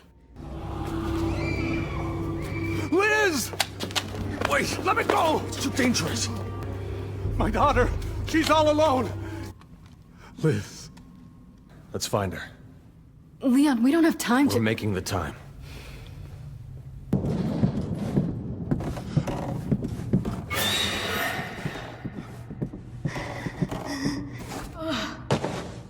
Liz! Dad, where are Mom and Liam? They already got out. They're waiting for us at home.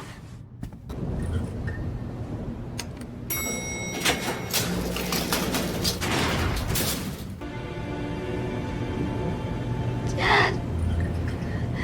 We're almost there.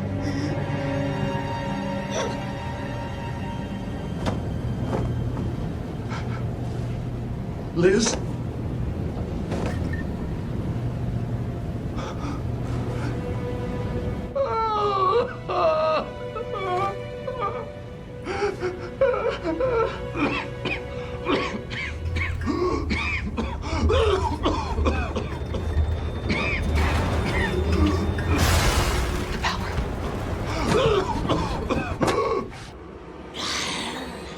Oh my god!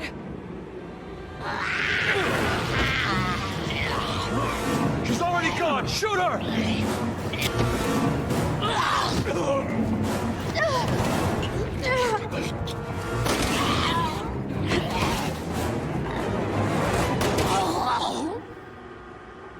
Elena, grab your gun.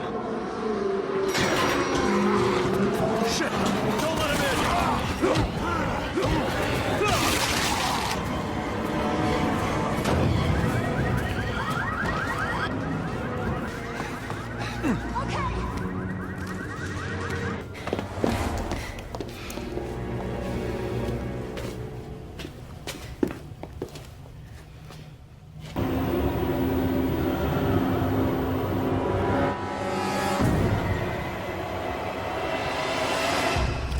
Let's go. Leon, it's too late. There's nothing we can do.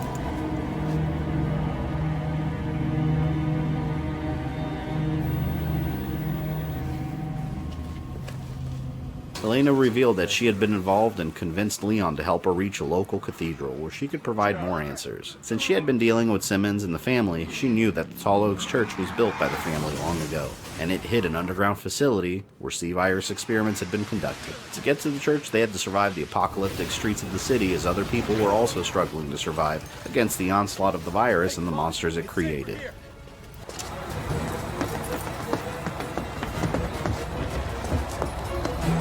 Get us out of here!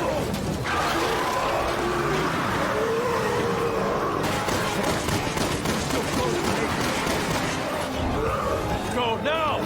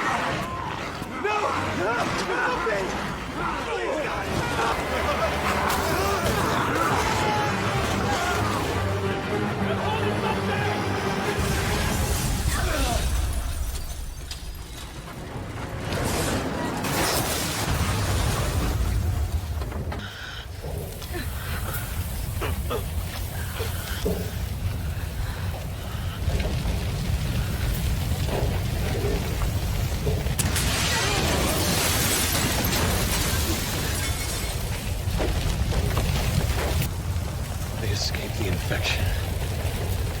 Only to die like this. Leon and Helena had survived the bus crash, but sadly, none of the survivors they picked up along the way made it. When they finally made it to the church, they found another group of survivors huddled inside waiting for rescue, and Helena knew that the family had built a secret passage inside the church that needed to be opened. But when it was opened, one of the weapons that Simmons had placed was let loose, infecting the terrified civilians in the church.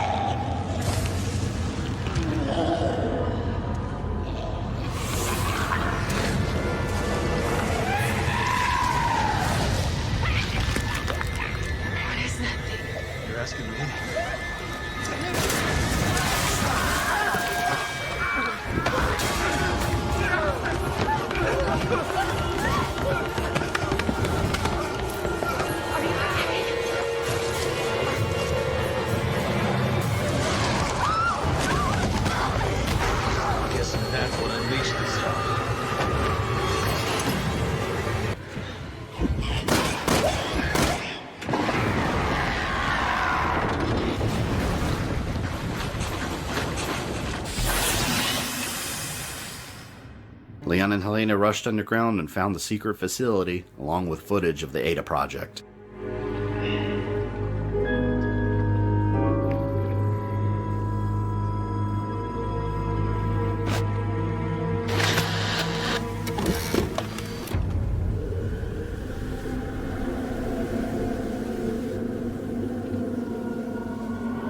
Is this what you wanted to show me?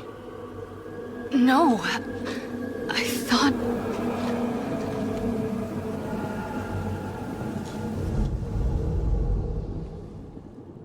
What the hell did I just see, Ada? The secrets of the Tall Oaks Church far surpassed just the lab. The structure deep underground held multiple crypts filled with revived zombies and enormous pits with weak structures. Deborah was being held by Simmons still, and Helena knew her sister's life was still in danger, and this would be the best place to find her. But the reunion with her sister was anything but happy. Helena carried her sister on her back, and Leon protected them while they looked for a way out of the dark catacombs. But Simmons had anticipated her betrayal and ordered Deborah's execution. But instead of ending her life quickly, the family wanted to see what effect the C-Virus would have on her strong, youthful body. No, Deborah!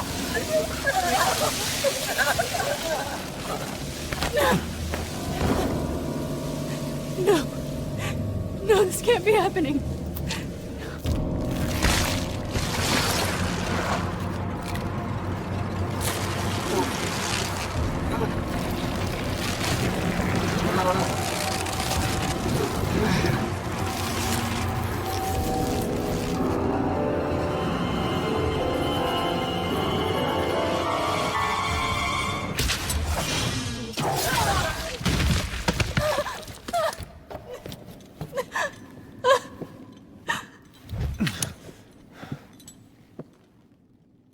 Ada.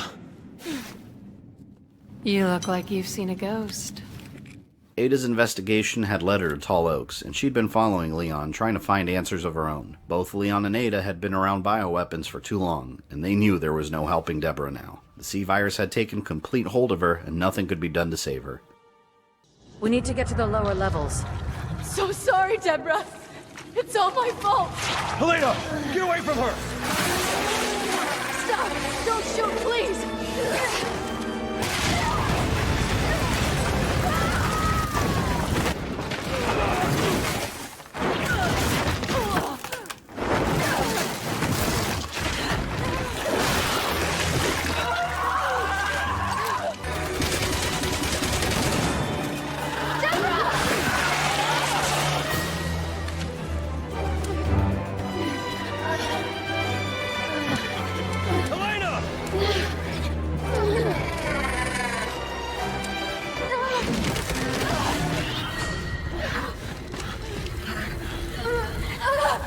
No more tears.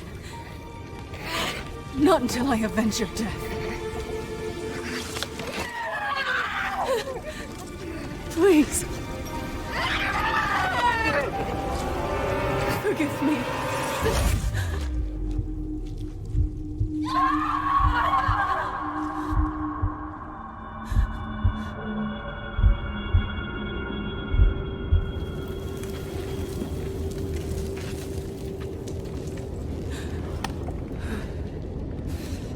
I'm gonna make him pay for this.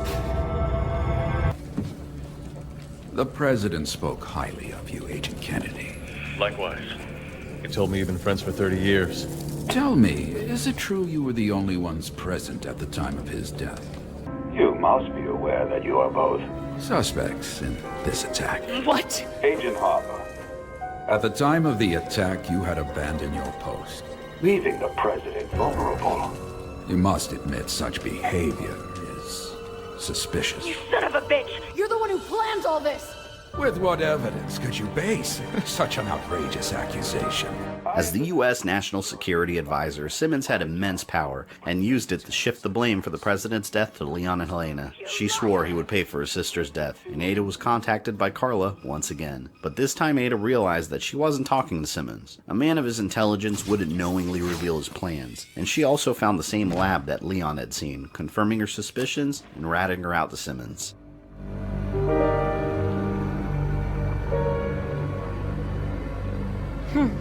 Looks just like me. No wonder Leon is confused. Enjoy the show. Yes, it was quite revealing. How do you mean? Well, correct me if I'm wrong, but isn't it you on this tape, Ada? You're the one behind Neo Umbrella. Simmons would never be foolish enough to show his cards. He and his family want one thing. To stabilize and sustain the system they've created. But you want to destroy it. And the world will blame you. If she wants a game, she'll get one. With the real Ada Wong.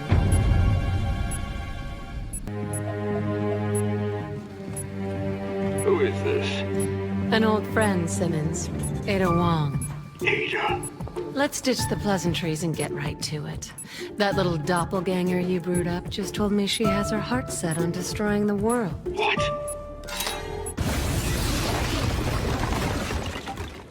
Leon and Helena wanted to clear their name, but in order to do that, they had to find Simmons and prove he was behind the Tall Oaks outbreak. Escaping the city alive was their first priority, but one of the family's experiments made its home deep underground, the Burzak. The family had created it as an elaborate way to dispose of incriminating evidence such as sensitive computer equipment and corpses.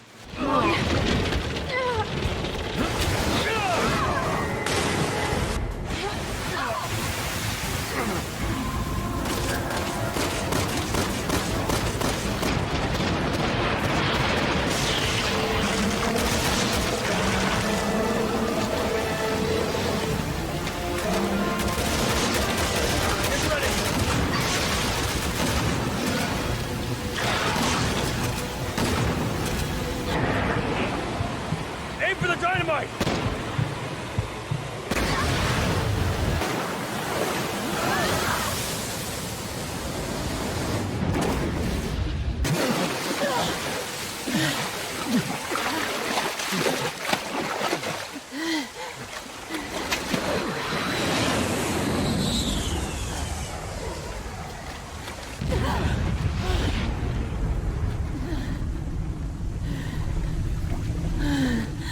Just as he had authorized before in Raccoon City, Simmons ordered the destruction of Tall Oaks to cover his tracks, believing that Helena and Leon were lost in the blast, but the two had survived. Leon contacted Hunnigan, and he had her declare them dead, in order to move around easier with new identities since they were now fugitives on the run. They were determined to find Simmons and bring him to justice, and now that Simmons knew Carla had betrayed him, he was preparing to board his plane to deal with her in China. But everything was going exactly as Carla had planned. She had an army of Jiavo and let them loose in Lanshiang, China. The world of order that Simmons and the family were trying to maintain was crashing down. That same day, on June 29, 2013, Chris Redfield, the legendary BSAA hero, found himself at a bar, completely intoxicated. The PTSD he had already been suffering from, and the trauma he endured, losing the men under his command, were too much for him to handle, and the damage from the head injury he received all contributed to him suffering bouts of amnesia, losing large pieces of his memory. Chris left the BSAA and went into hiding, and Piers had spent 6 months tracking down the man he looked up to so much.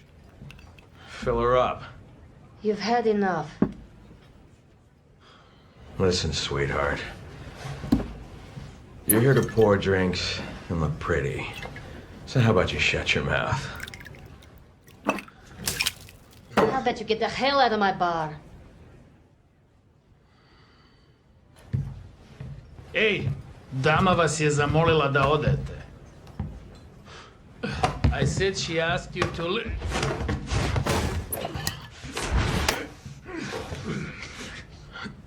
Never thought I'd find Chris Redfield wasting away in a shithole like this. Who the hell are you?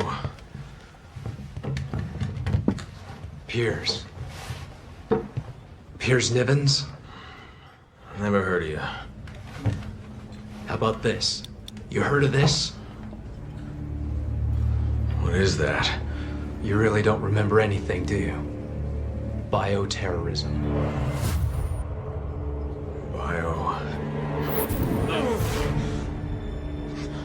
You can't hide from your past, Chris. No matter where you go or what you do. Who are you? What is this? Okay. You don't remember me? Well, how about them? Look. I said look! Those were your men. Men who died under your command. You owe it to them to remember, Chris. If you walk away now, then this was all for nothing. Enough! Damn it. 6 months of searching for you. And this is what I find.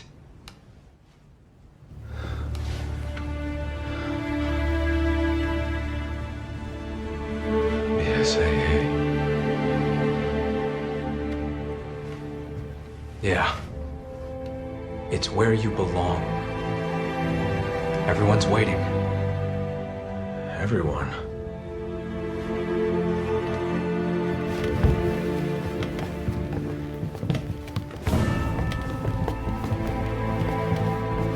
We're taking you back, Captain. One way or another.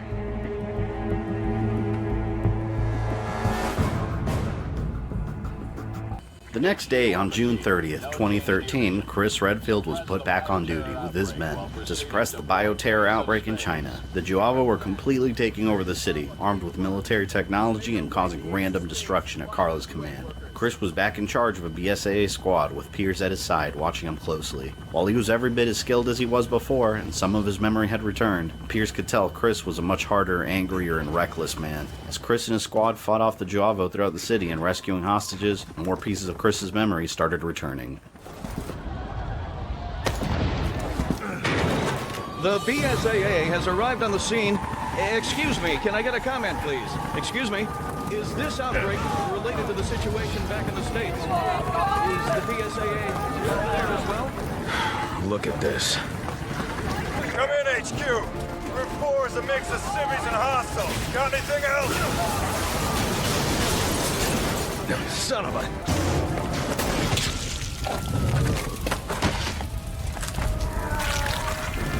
It's healing itself.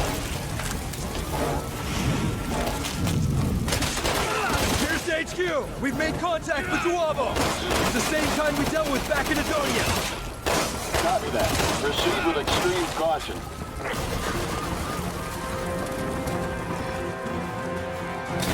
Oh, shit!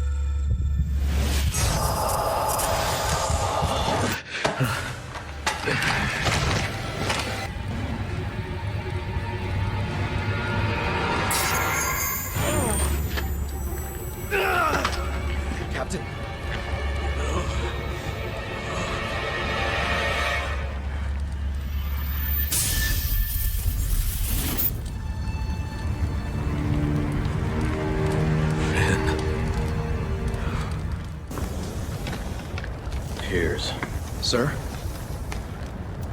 What happened to Ada Wong? You remember? She's leading Neo Umbrella. All these terrorists. Is she in the city or not? She's been sighted several times since the attacks began. Yeah, she's here. Tell the men we're moving out. While China was being attacked, Jake decided to finally escape the lab that Neo Umbrella had been keeping him in.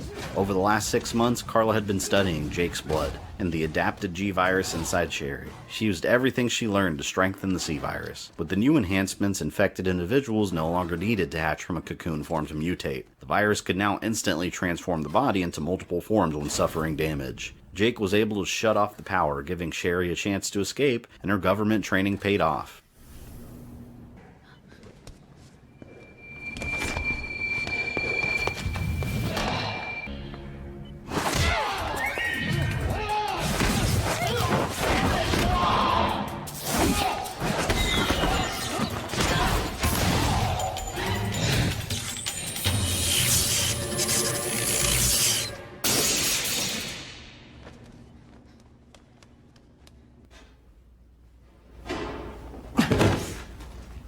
Jake!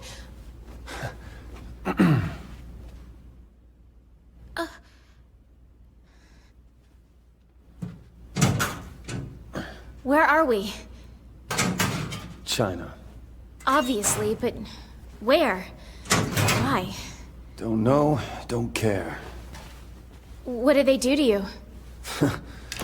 Plenty. He said something about using my antibody to enhance the C virus. Oh no. What else did they say?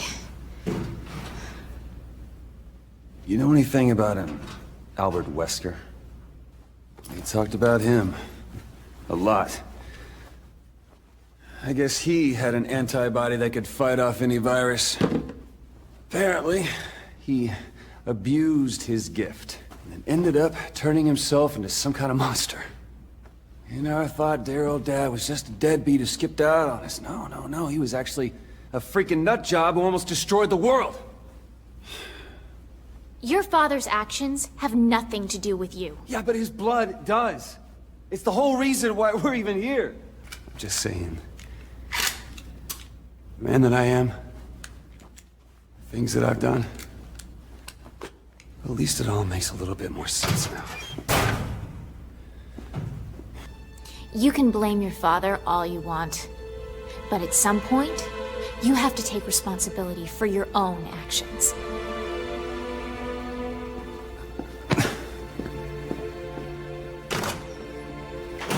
Neo Umbrella had been alerted that they were attempting an escape and sent their forces to recapture their 2 experiments. But Sherry and Jake found all their equipment, and Sherry copied all the data on the experiments and called Simmons. She still trusted the man and had no idea what he had done to Tall Oaks and its citizens. Simmons was surprised to hear that Sherry was still alive, and sent his coordinates to meet her. The traitorous Carla had originally reported that Sherry and Jake had both died in Edonia before she turned against him. The Juavo were relentless, sending tons of armed forces at them, intent on recapturing them or annihilating them completely.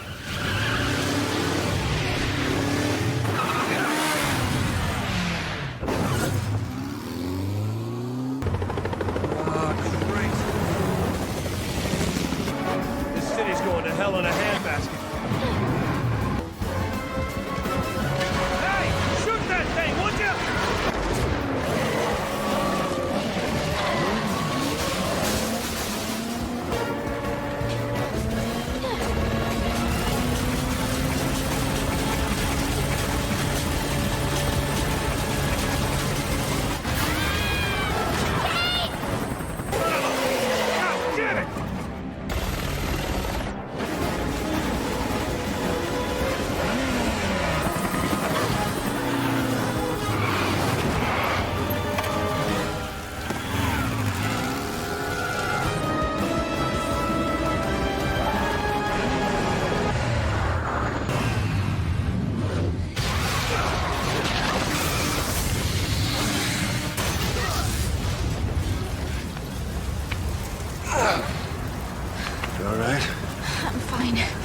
Although Sherry and Jake escaped one nightmare, they drove right into another war zone filled with BSAA and Juavo gunfire, and Chris had regained the memories of what happened to his men and was filled with rage and hell-bent on finding Ada. The real Ada was in the city following all BSAA communications. She was public enemy number 1 and knew she had to stay out of the BSAA site. After their motorcycle crashed, Jake and Sherry were assaulted by Neo Umbrella and were spotted by the BSAA.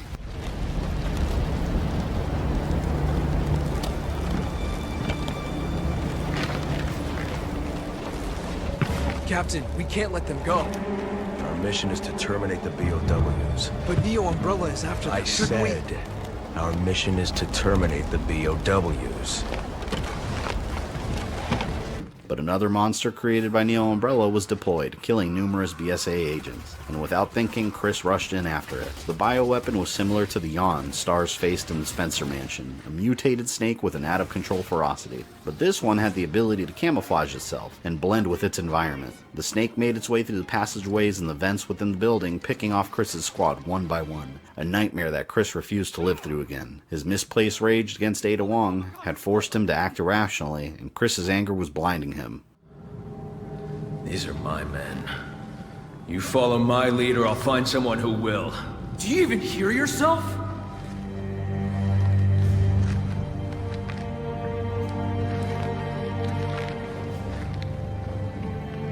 Fall in line, soldier.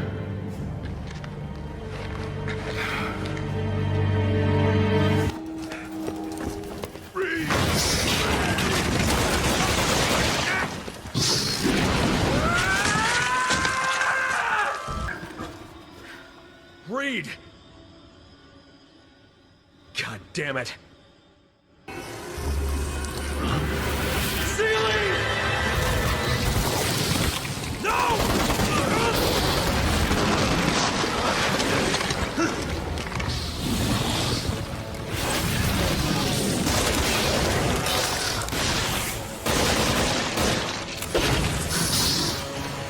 Captain, do it now!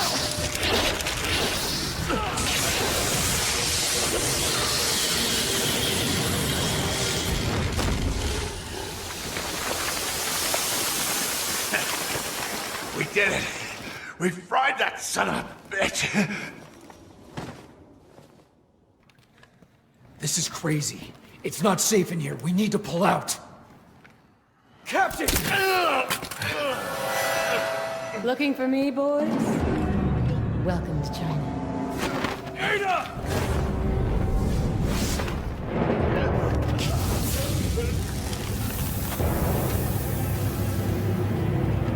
Wait! We've got no choice. We have to kill him. He'd do the same for us.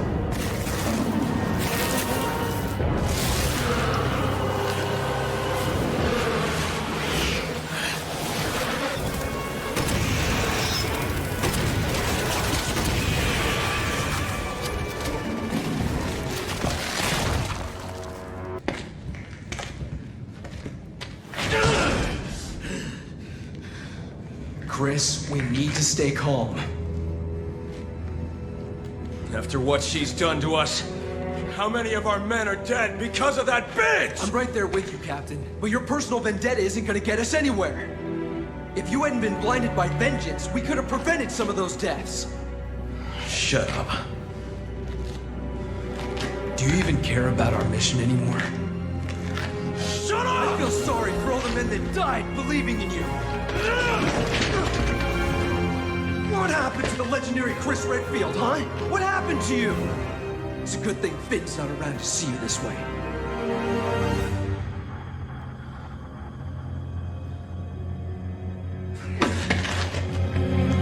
I'm going after Ada. HQ, this is Alpha Leader. I need a location on Ada Wong. I'm going with you. Someone's got to keep an eye on you, whether you want them to or not.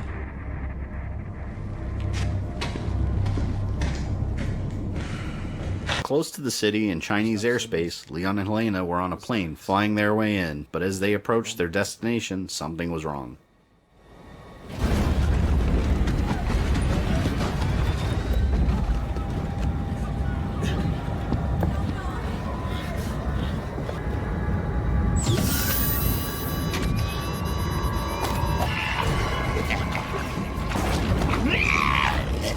You don't suppose I think I can fly a plane, do you?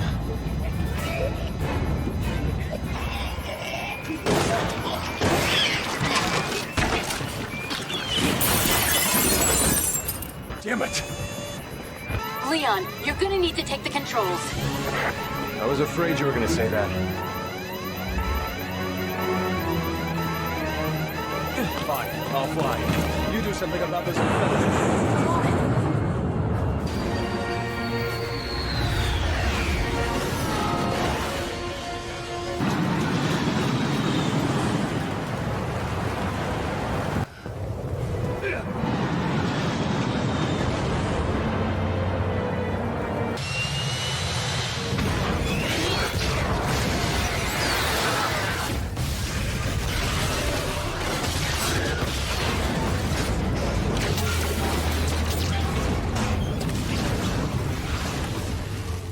Leon and Helena had somehow survived the crash and made their way outside into the same war zone the rest of them were in. Sherry and Jake happened to be nearby and saw the crash and rushed over. Sherry? What are you doing here? I'm on protective detail. Yeah. I heard you became an agent. Why are you here? I'm tracking the man behind all this. Chief Security Advisor Simmons. What? There must be some sort of mistake. I report to Simmons. He's your supervisor? We're on our way to meet with him right now. Where is he? I need to know. Jake! Your orders were to avoid contact with anyone. Leon's not just anyone. He saved my life back in Raccoon City. Fair enough. Not only did Sherry see an old friend, but the Ustanok was released in the city, and it furiously chased Jake and Sherry in order to recapture them. The entire group worked together and fired back, but in Edonia, Jake and Sherry had attacked it relentlessly, and nothing damaged the creature permanently.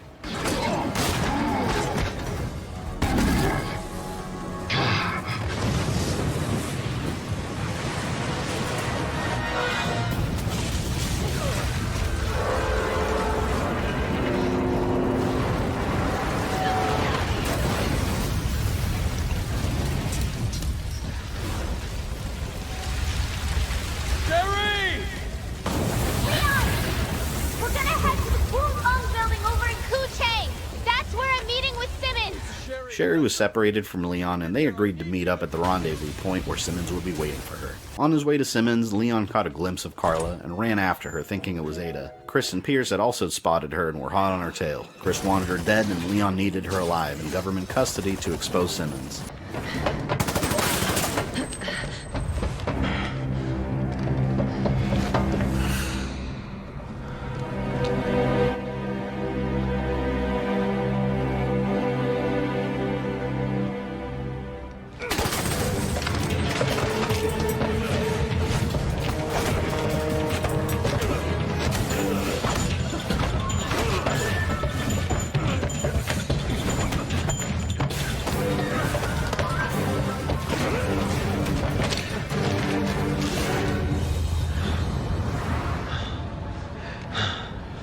Chris? Leon! Put your gun down, Chris. She's a key witness. We need her. A witness? She's the one who did all this! No, it wasn't her. It was Simmons, the National Security Advisor. I lost all my men because of her! And I lost over 70,000 people, including the president, because of Simmons.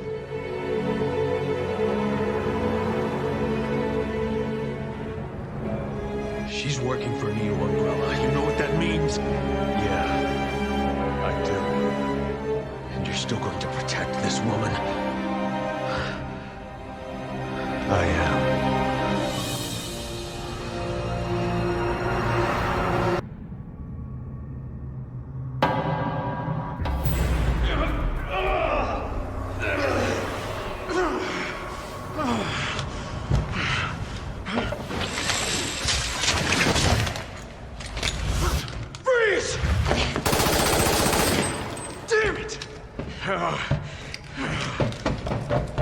Helena! He's gonna kill her! Chris, wait! We both want the same thing here. All right. BSAA will handle Ada. You take care of Simmons. Leon had known Chris for years due to his friendship with Claire and trusted him to fulfill his request, and went to the rendezvous point to confront Simmons along with Sherry. It was time to expose the truth. Ah, Agent Birkin, impeccable timing. Kindly take these two into custody, won't you? They said you were involved in the terrorist attack. Is it true?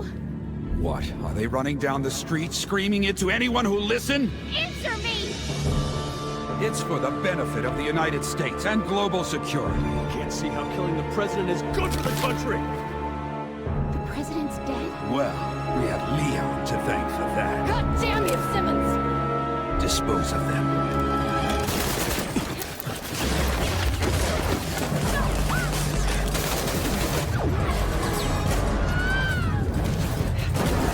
Hold your fire! Those two are still of use to us.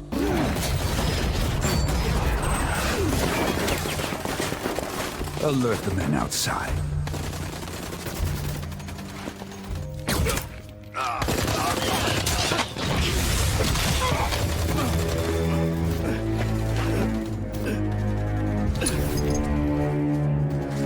She got me.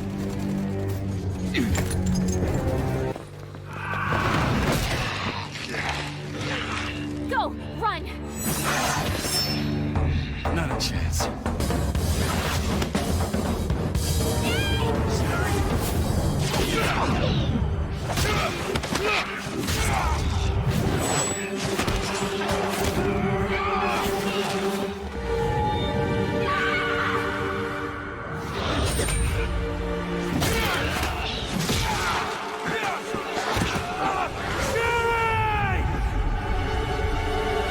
As hard as Jake tried to fight off the Javo, Neo Umbrella regained their targets and took them both, and Simmons wouldn't have a chance to pay for his crimes in a court of law. Carla had shot him with an injection of the C-Virus, and he suffered an uncontrollable series of mutations. How dare she do this to me?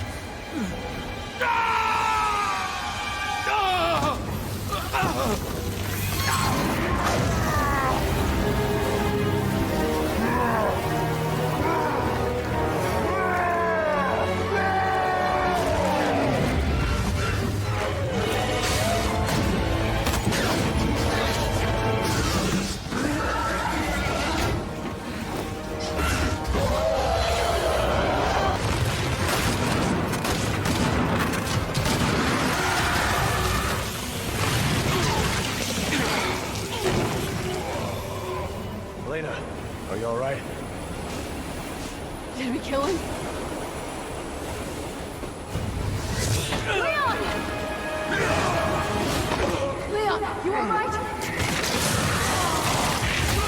Tell me I didn't see anything. Leon! He's coming for you! Leon! Over here!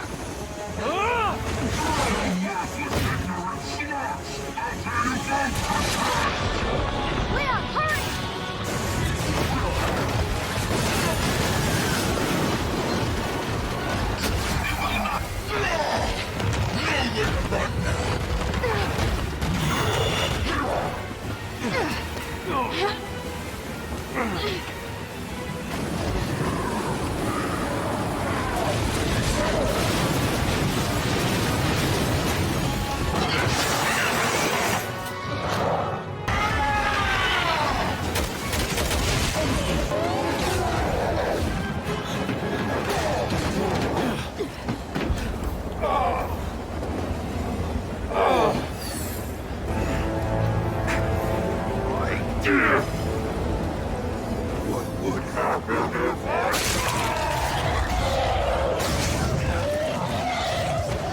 The world will be a better place! Leave him!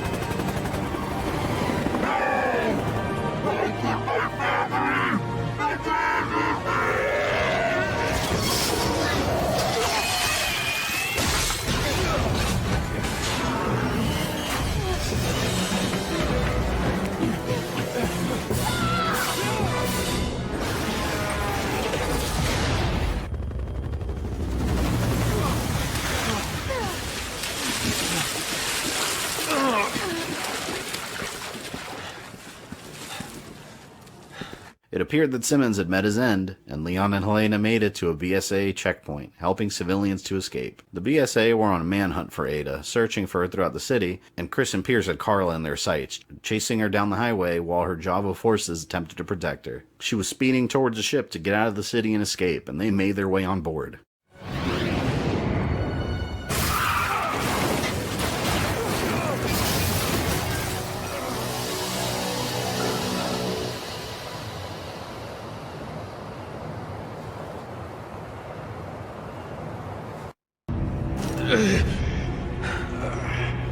Piers!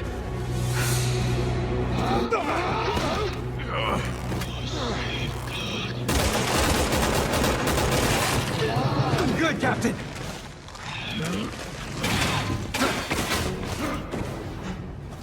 While inside the ship, they realized how big Neo Umbrella's operation had become. It was filled with infected soldiers, military vehicles, missiles. Carla had been building an entire army and planning this moment for some time. But Neo Umbrella's bioweapons didn't stand a chance against two determined BSA soldiers, and finally they hunted Carla down. But while Carla was distracted by the BSA chasing her, the family had also been looking for her under Simmons' orders. Ever since Adonia, all I've wanted is to see you dead. This isn't about vengeance. It's about justice. It's over, Ada. You're right. It is. The aircraft carrier is preparing for launch. Launch? And the dead will flood the streets. Deja vu, boys. Raccoon revisited. But this time, it won't just be one city. It'll be the whole world.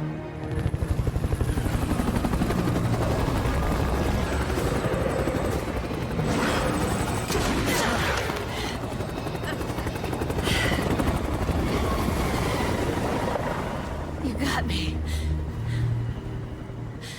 Well played. But no one can stop it now.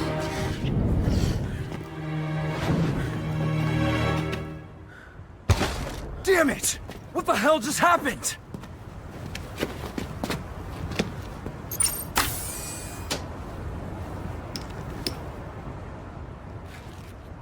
This looks like a different strain. There are 2 missing. Just take what's left. We'll bring it back to HQ for analysis.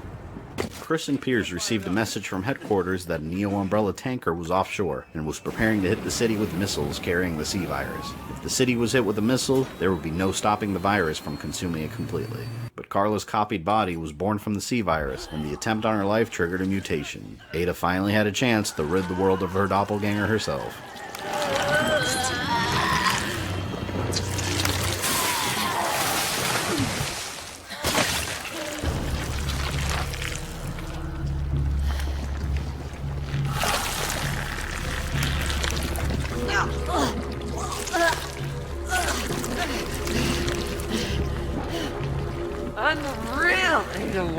I don't need help from anyone. My plans aren't failing. They're thriving.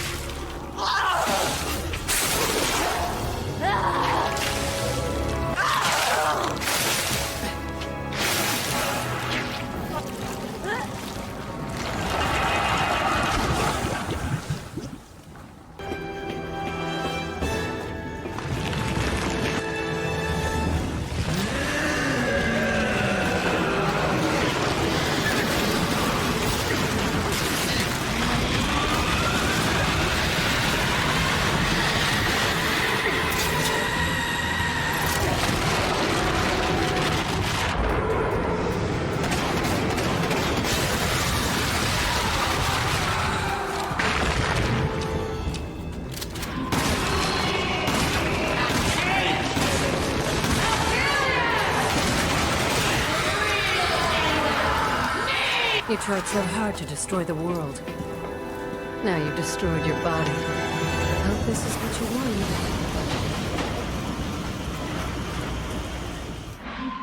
wanted. Above the aircraft carrier, Chris and Piers attacked it furiously in an attempt to keep the missiles from launching.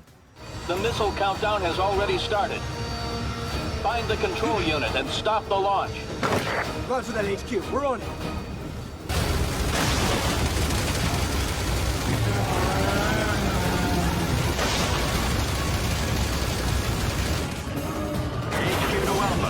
Missile launch has been aborted. Way to go, Piers. Now get back to the plane so we can get out of here.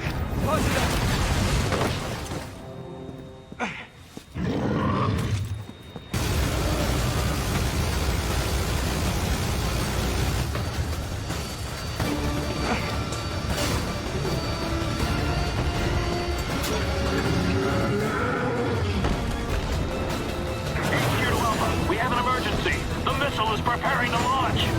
How in the hell?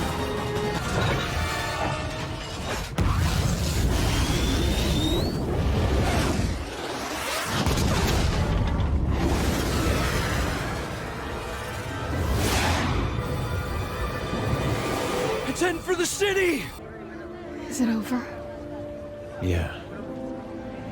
It's over. Leon, we have a situation. Sherry and her companion were abducted. Our satellite places them at an undersea oil field about 80 miles from you.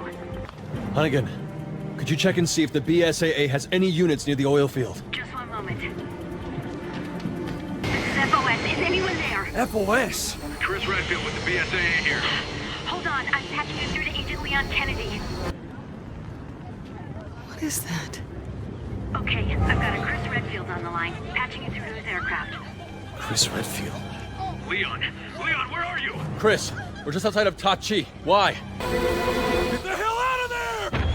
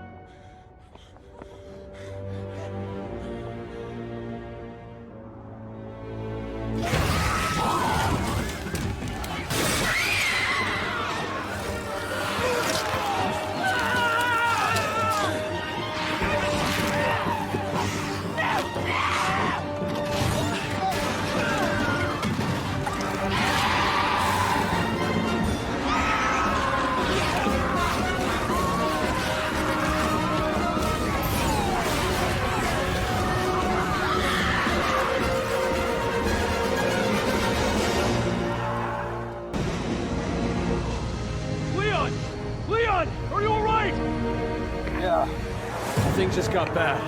Real bad.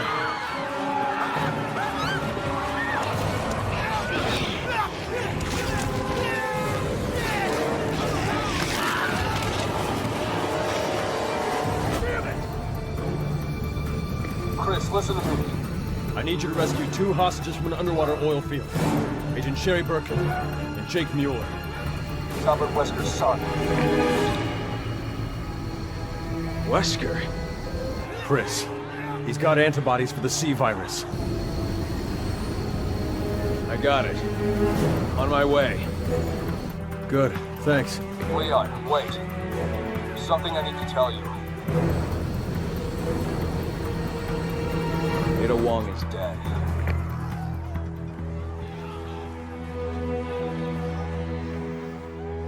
Copy. Sherry and Jake need you. Don't let him down.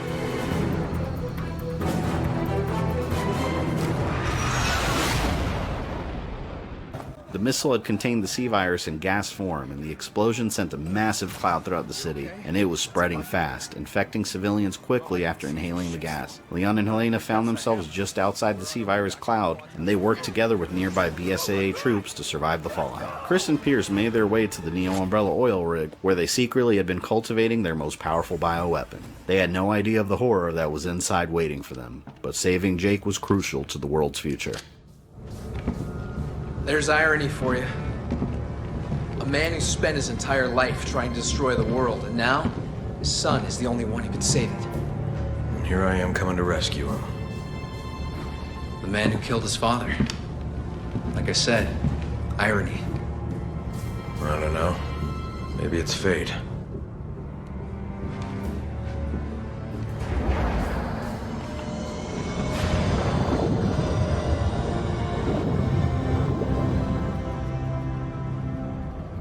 It's been 3 years since I killed Wesker. I can't let this war follow me forever. After we rescue Jake, I'm turning in my gun. What? Wait a minute. It's about time someone took my place. I'd be honored if it was you. I don't think I'm ready for that. You made it this far, haven't you? All right. This is it! Leon and Helena struggled to survive through the city streets filled with zombies, but they had some help from the actual Ada Wong. After surviving threat after threat, they ran into Simmons again, still alive, but suffering from painful transformations. It finally hit him that Carla had made the virus stronger, and his mutations were becoming more bizarre and more powerful.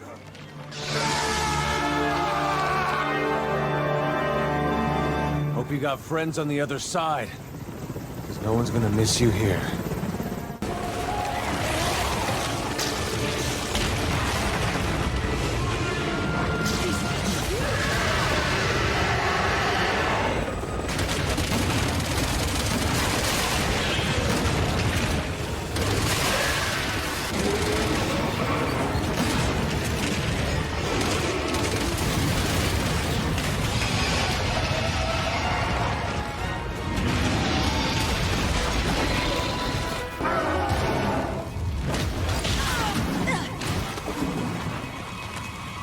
Ada! Helena, cover me! Leon!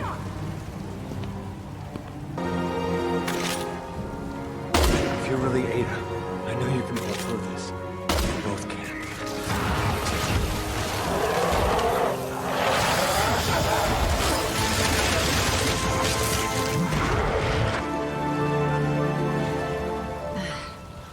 I was just resting my eyes.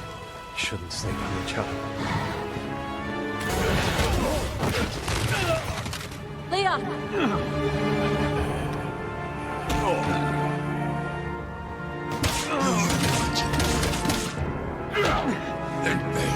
Thanks for your life. Let's call this closure.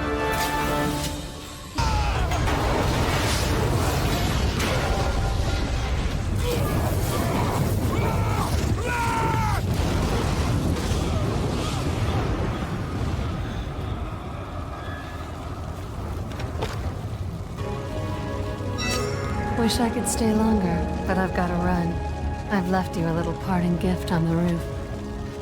See you down the road, Leon. Ada!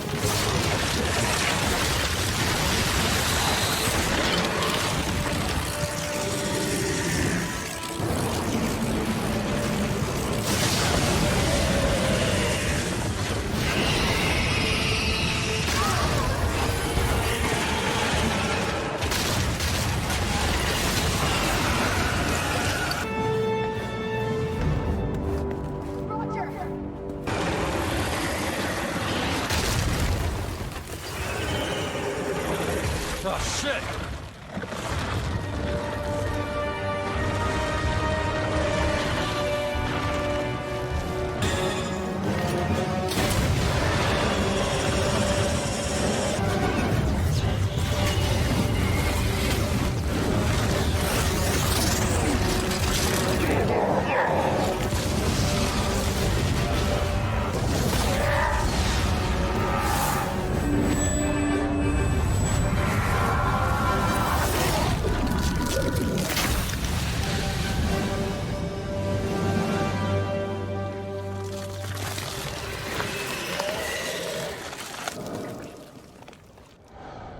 Simmons had exhausted all his forms and was finally finished, and before leaving, Ada left Leon a gift, a memory card containing all of the evidence that Simmons was behind the Tall Oaks plot, enough to prove their innocence. Together, Leon and Helena took the helicopter and escaped the city.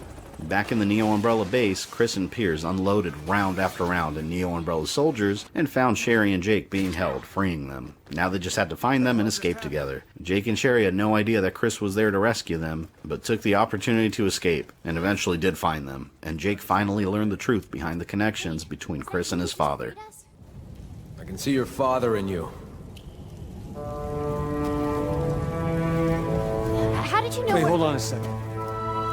See you know? Yeah, I did.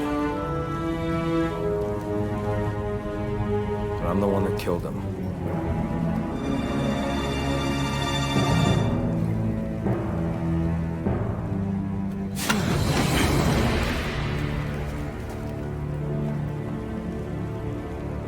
It's you? That's right. Chris? Better put a leash on that puppy. This is between me and him. Go ahead. Shoot. You have every right to. Just promise me you'll survive. The world depends on it. Who the hell are you to tell me what to do? Stop it! Put your gun down, now!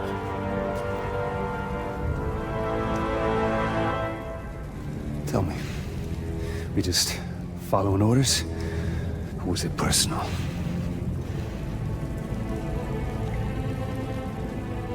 Both. Jake, please stop. Put a bullet in your head! Put your gun down. Drop your Don't weapon! do this!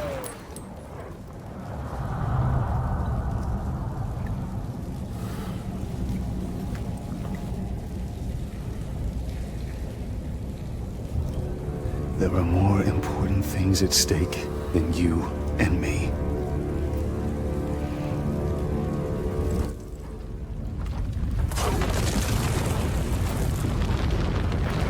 We gotta go! Jake! I know!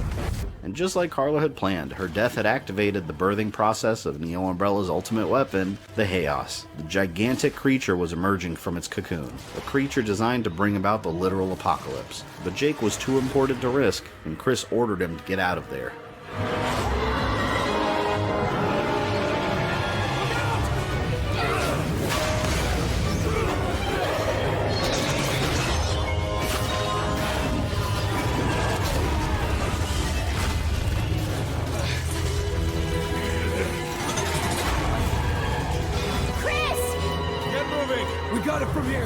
Let's go.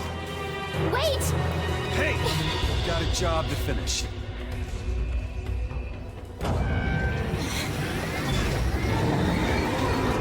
There is no way they can take that thing! We are not going back. But they're gonna get killed! Then that's their choice! It's a sacrifice they're willing to make, and we can't stop them. Jake! You know what? I'm not my father. I'm gonna make damn sure that it stays that way. We're getting out of here. We're gonna save the world. The Ustanok had revealed itself to have survived, and had been looking for Jake and Sherry the entire time. But Jake was tired of running. If the Ustanok wanted him, he could come get him directly. Enough of this cat and mouse bullshit. Come get some, you ugly son of a bitch!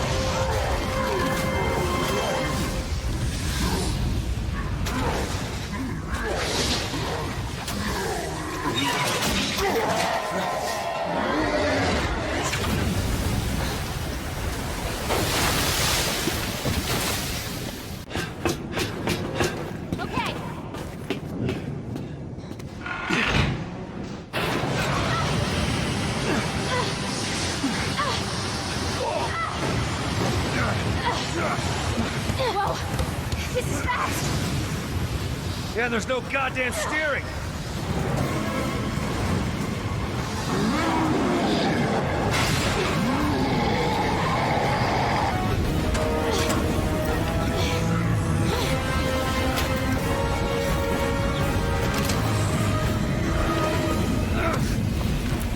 This shit ends now.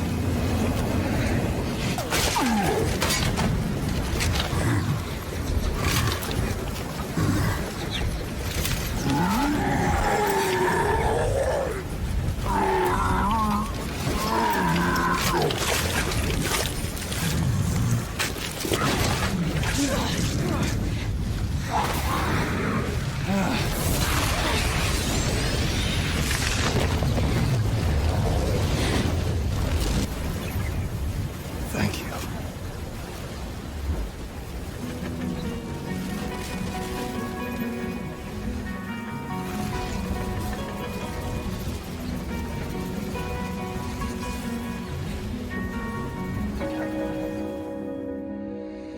Chris and Piers were firing at the bioweapon, and it seemed almost invulnerable, coming apart and putting itself back together again. Piers was horribly injured and had no choice but to inject himself with the C-Virus. He couldn't help Chris in the condition he was in, but if he had abilities, there could be a chance, and they made their final stand.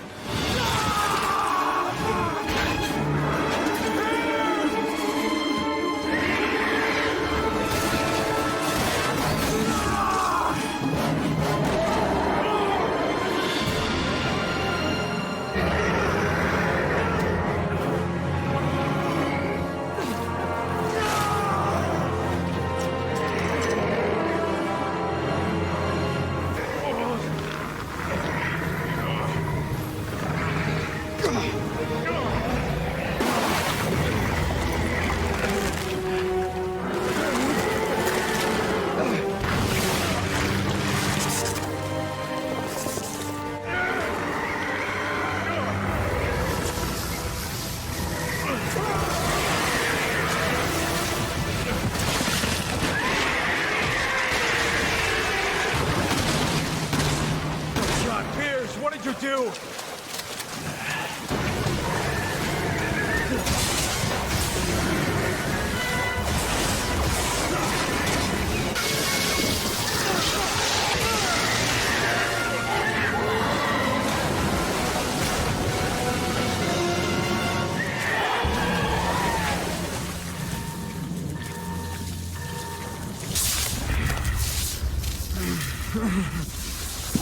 Pierce, come on, just stay with me. You're gonna be okay. I'm sorry, Captain. As long as you... I don't want to hear it. We're both getting out of here, right? Let's go.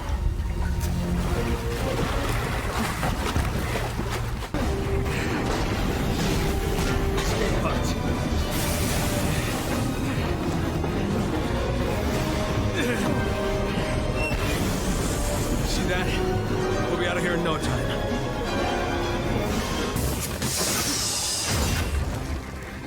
Here we go, Pierce. We're getting out of here.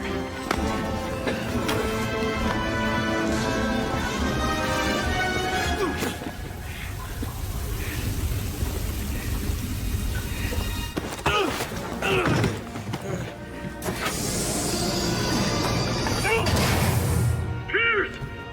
No, don't do this! Open the door!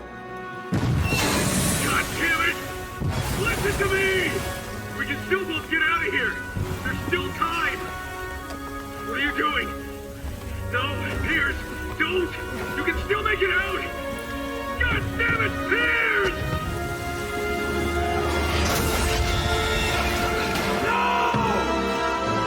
Pierce, open the goddamn door! That's an order!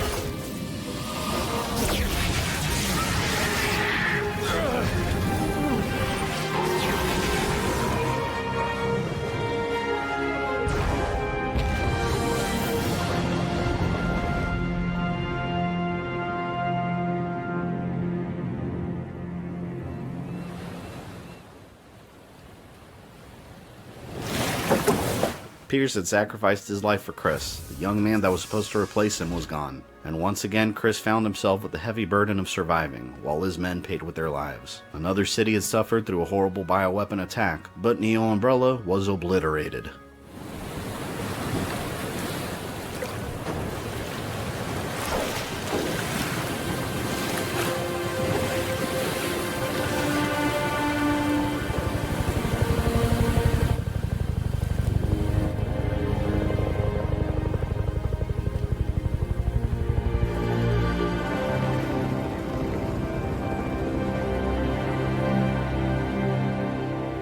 Leon and Helena provided the evidence against Simmons and proved their innocence, and the government chose not to prosecute her for her involvement since her sister was being used against her. Thank you.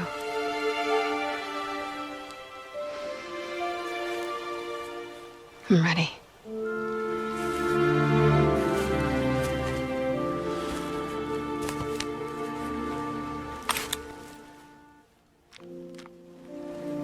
What?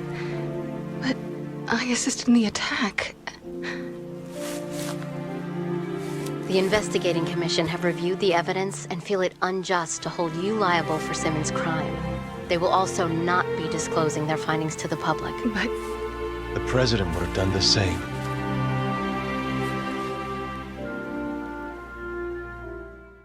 worth of Sherry successfully turned Jake into the government, and he willingly gave samples of his blood. And with those samples, a vaccine for the C virus was created, and the virus's value tanked on the black market, making it almost impossible to sell. But even though the virus's value was decimated from the vaccine, it didn't stop some parties from attaining it.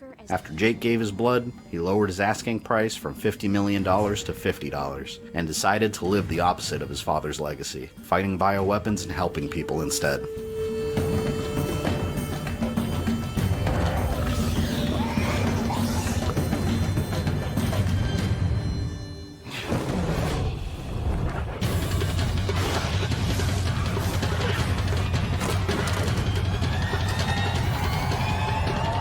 Fair, kid.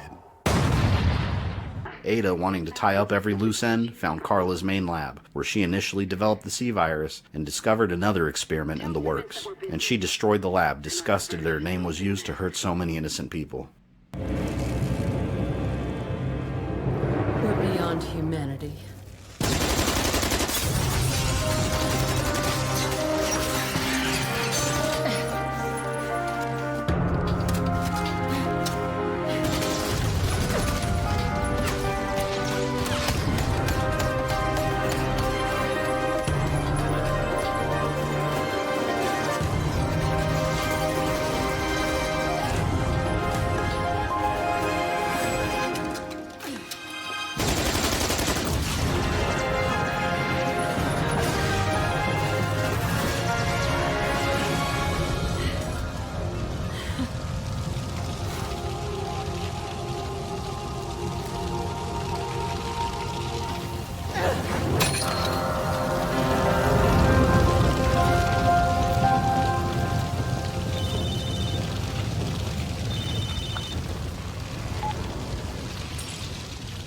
Good job, huh? Sure. My schedule just cleared.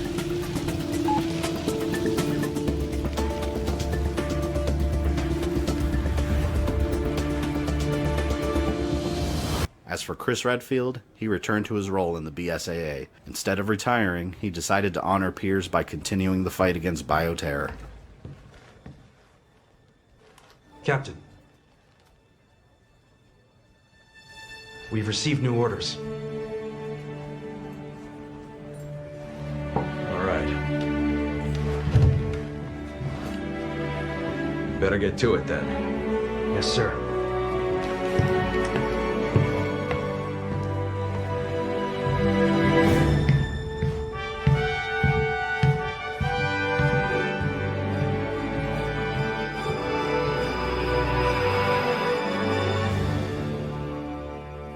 Join me next time for the Resident Evil Timeline finale in Part 6, Umbrella's Redemption, where different factions begin all-out war to control Umbrella's secrets, as a bioweapons dealer unleashes his revenge on the world that stole his life, and an innocent family become victims of a bioweapon set loose during a storm, while another corporation carrying the Umbrella name attempts to undo the mistakes of the past. If you enjoyed this video, don't forget to smash that like button with all of your strength. Make sure you subscribe and click the bell so you don't miss any new content. You can follow me on social media or go into my community tab for updates. And for as little as $1 a month, you can support the channel directly on Patreon. This is Fabian, I love you guys, and I'll see you next time.